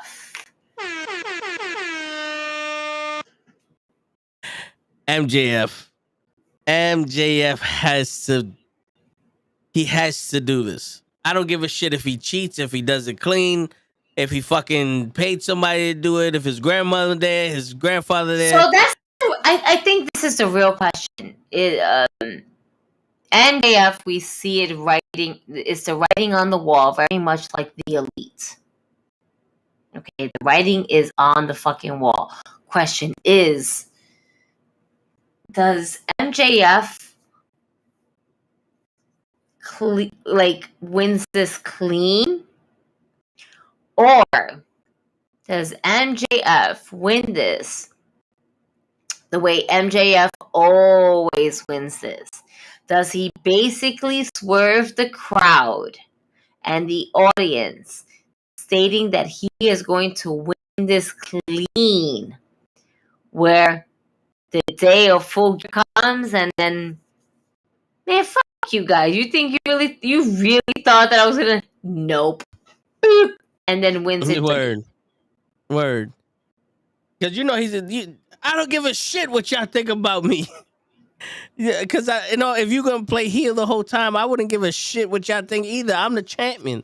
But it's the thing about MJF. MJF basically plays the heel and the face at the same time. Yeah. You never know what's coming, like, when it comes to MJF. We all know him always winning these matches. Excuse me. With the ring. With the diamond ring. But you never really see him win clean. Now, I think that is the real story here versus who's going to win this match. Because we all see MJF winning. We all know that in his contract, he is getting paid X amount of money. Okay. And I'm pretty sure that X money also includes championship title runs. Yeah. And this is the first big cash payout. It has to. And Moxie ain't supposed to be champ right now. No, he's not. Yeah. He really wasn't. That nigga was like, nah, I was supposed to. Oh, fuck. Babe, I'm supposed sorry. to be on vacation. I'm sorry, but we ain't taking that vacay. What? Yeah. Want to hire her? Hey, so we ain't getting vacation time, but can I extra paycheck? You with it? Yeah. Extra paycheck sounds fun. How funny was that conversation? Yo, Moxie, I can't let you go on vacation, but I can hire your wife. Does that sound better? Like, both of y'all work instead of for just one of y'all? You good for that? All right, cool. There you go. I promise you a vacation during this time. Don't worry. Word. Kenny Omega and the Elite are coming back. It's okay. They get it covered. They'll know what to do. Word. But yeah, I MJF. So MJF. All right, does he win clean or dirty? That's the real question. We know he's gonna go over. I'm MJF all the way. Clean or dirty though? All right. I think he's gonna have an opportunity to go dirty, and he's not gonna take it. But something's gonna happen. Like the firm's gonna come out, and they're gonna hit Moxie, and it's gonna be one of those, you gotta pin him. And he's gonna be like, fuck it, I wanna be champion, and he pins Moxie. And it's like, even though he ain't cheat, the outcome was fucked up. Like the outcome was a rob. What about the firm fucks up MJF and they give Moxley the chance and opportunity? And Moxley don't take it? Moxley takes it. Oh, Moxley take. Hey, you gotta be ruthless. That's what he's been saying this whole time. I can see that. Damn. And it's gonna be the firm versus MJF. And then fucking Regal's out there like,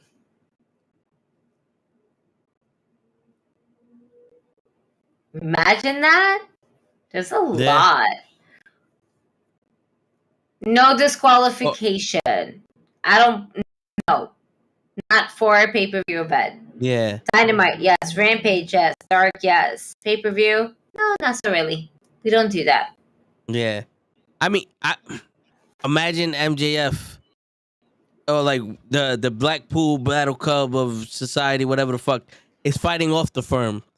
And MJF grabs like William Regal's brass knucks, hits William Regal, and then hits Moxley and pins him and goes, I didn't have the cheat either, William. I just wanted to hit somebody with brass knucks. Thanks for teaching me that lesson. And then he's the fucking champ. Remember, William Regal said it to him. I just did it because I liked it. Well, you know something? I like this shit too. And then he stole William Regal's knucks, and that would be great. That would be a great full story. You know how it comes back full circle. Yeah. You hit people with that diamond. Maybe he even still uses the diamond. And then he'll just use that line. You know what I'm saying? But I can't even pronounce your name. Give me a second, bro. Appetize bin. Yeah. Does it say Epitis Ben Seenan. Yeah, look. My Hero Academia. That's the shirt I'm wearing. Ooh. They just told you the model. Yeah, right. Nice. You get to see the other side of the shirt on my OnlyFans. Wow. It's out there, folks. The link's in the bio. Where Mr. Wiggles. Wiggle. I wiggle to fuck it. Wait. There you go.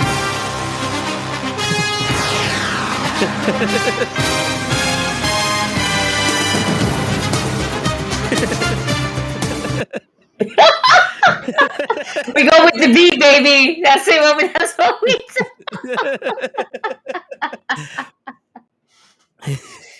Oh shit, yo, this shit makes me so much fucking joy. I need to stop. This is so.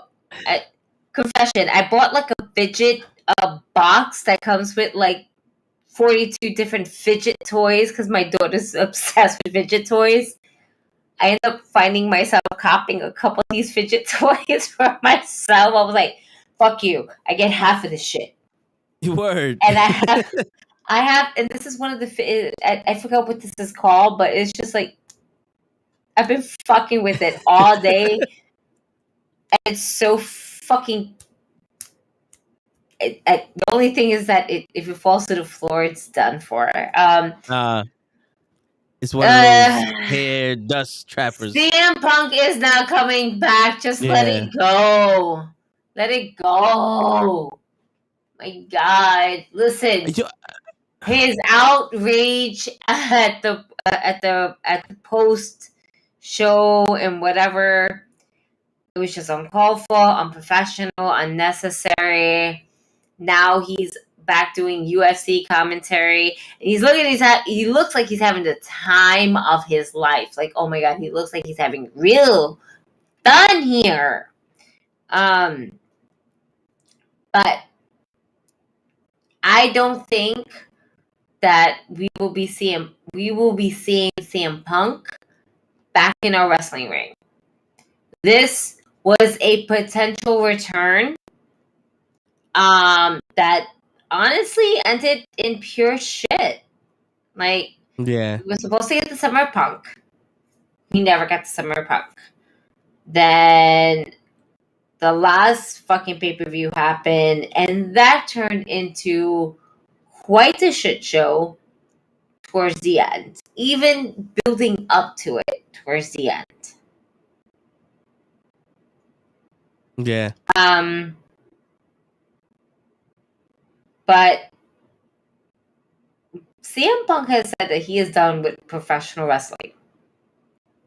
Once they buy out his contract, and if Triple H wants him back, if he doesn't, does Triple H need CM Punk back? No. They got Braun Strowman. They don't need CM Punk.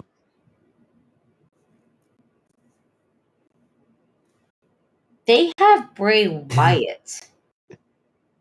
They don't need CM Punk. Yeah. Who's hotter? Bray Wyatt or CM Punk? Let's be real. Yeah. And the thing is, even if CM Punk came back to the WWE, there's no one to base his rivalries Who you gonna put him with? Everybody that he wrestled against is gone. What? Isn't he part of the 40s club? Yeah. Isn't he part of the 40s club? Like, come on now. Yeah. He can't. Him versus Seth Rollins? Nah. That's not like Cody Rhodes and Seth Rollins. Him versus the Tribal Chief? Nah. There's no fucking way. Daddy will fucking destroy him. Him and Brock Lesnar. Brock Lesnar will treat him the way Bobby Lashley did to Mustafa Ali. He still ain't land yet. After a suplex from Suplex City. All right. Word. My man, lawn darted his ass. He's that nigga's doing international distancing call, okay? Word. We're here in New York, and that nigga's still flying over on his way to fucking Europe. He's doing the European tour. That's why he wears shorts now, because it has pockets, so he can carry his passport for that international travel. I'm fucking weak. I'm done. All right, hey guys, before you go, do you see Jeff Hardy making his comeback before the year is up, or do you think he's pretty much I feel like we're not gonna get we don't need Jeff Hardy, but do we see it happening? Yes. Before the end of the year? No. Next year. We're gonna get Jeff Hardy back. That's a next year thing. That's the following pay-per-view. I do want the Hardy Boys to at least win one tag team championship match in AEW, just for the nostalgia of tag team championships. You know what I'm saying? Yeah. Just to add to the collection. Do I feel like it's due? Kind of. Just to give it to them. Yeah, you know. It's like if the Dudley Boys are still around, they deserve an AEW championship. Right. You know, but do I see that being a long title run? No. Nah. But I do wish, in all honesty, as a fan of the Hardy Boys, even Hardy Men at this time, Hardy Grandpas. Not yet. Okay. Their children are still children. Hey, Fuck yo, yourself, Matt. right? But Matt is moving like he's as old as I think I am. Matt got a fucking first base, second base, third base, a left center field, a right center field. he has a pitcher. There's a catcher. This is. Yeah, they're all over the place. They're running wild. No, no, I actually love the little Hardy family that is Reba. or Rebby, I should say, and not because it's just mad cute. I follow it, and that's of a goth baby is fucking amazing. But I digress.